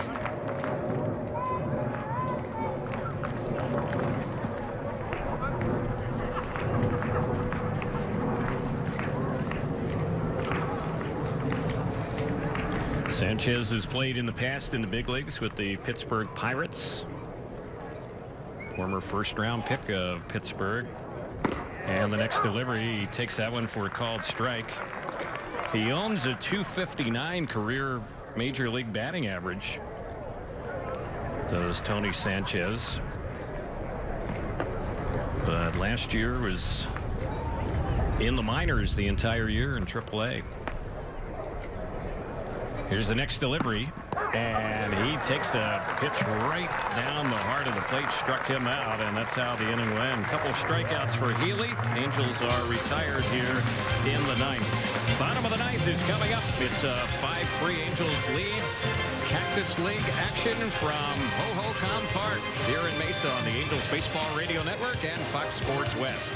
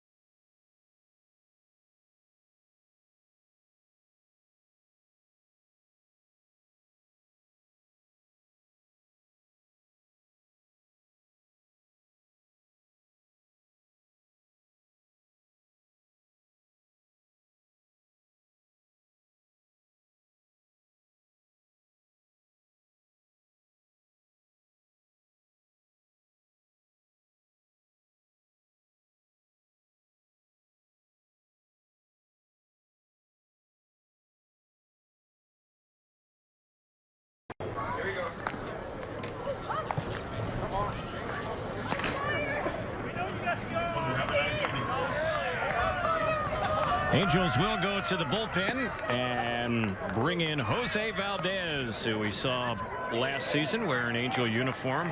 I'd recall the Angels acquired him from the Detroit Tigers last June. And Valdez ended up appearing in 25 games between Detroit and the Angels. 2-3 record with a 4.24 ERA. 25 appearances a year ago. He has a good arm. Fastball, we've seen it top out at 98 miles per hour. Good slider. He'll throw a changeup as well. He's not on the Angels 40-man roster. He's a non-roster invitee this spring, trying to win a spot on that opening day 25-man roster. So LaVarn Way is the first batter to face him, and the first pitch that is right in there for a called strike.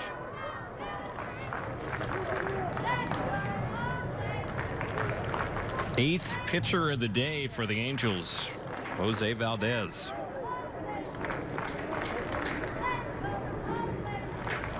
Angels up 5-3 here in Mesa, and the next pitch lifted foul down the right side. That's backing out of play. Jose Mota is headed downstairs, getting ready for post-game duties, and he will be joined by Angels manager Mike Scioscia right after the ball game. We'll get some of his thoughts on today's action.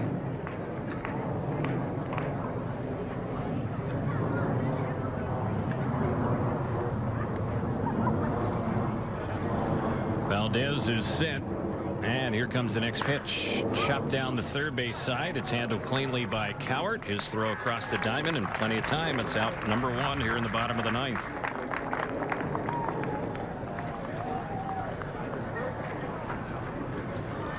The Angels last spring in the Cactus League had a very successful Cactus League record. 19 wins, only 8 losses and 6 ties. And the Angels had not had a loss in their last 11 Cactus League games a year ago when we ended things in spring training. 11 straight wins here in Arizona. Angels won their first one in Cactus League play here yesterday and leading today. So they've been stringing some wins together, no doubt, here in exhibition play in Arizona over the last 2 seasons now. And you just hope that some of the good vibes certainly carry into the regular season, and certainly into the start of the regular season, where if you follow the Angels in recent years, and maybe even a lot longer than that, you know, the Angels have been very slow out of the blocks in recent years in the regular season, and last year was no exception. The Angels had a losing record in April and had a losing record going into the month of June. Angels were 4 games under 500 entering June 1st last year.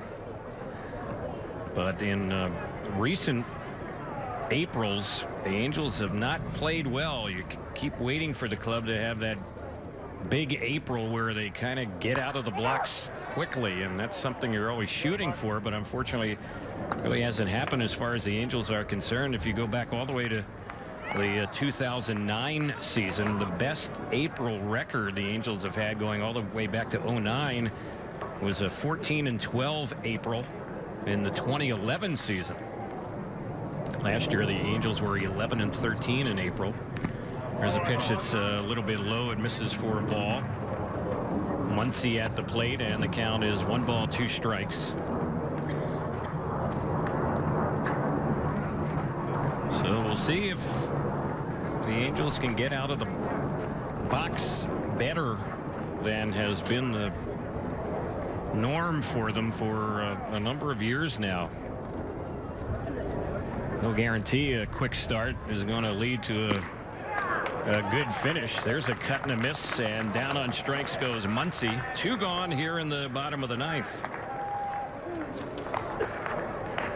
So 1 more out to go as Valdez has a chance to get a save in this ball game.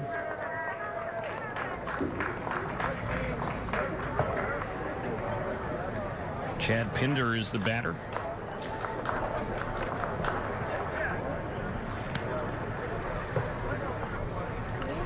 Here's the pitch, and that one is a little bit, well, it caught the outside corner, says the home plate umpire Jim Wolf. 0-1. Valdez has always had a good arm, but at times he has struggled with his command. He had some trouble with the home run ball last year while pitching for the Angels. Here's the next pitch. That one's lined into left field, but they're waiting. Making the grab is Ramon Flores, and that's how the ball game will end. Ball is hit sharply, but right at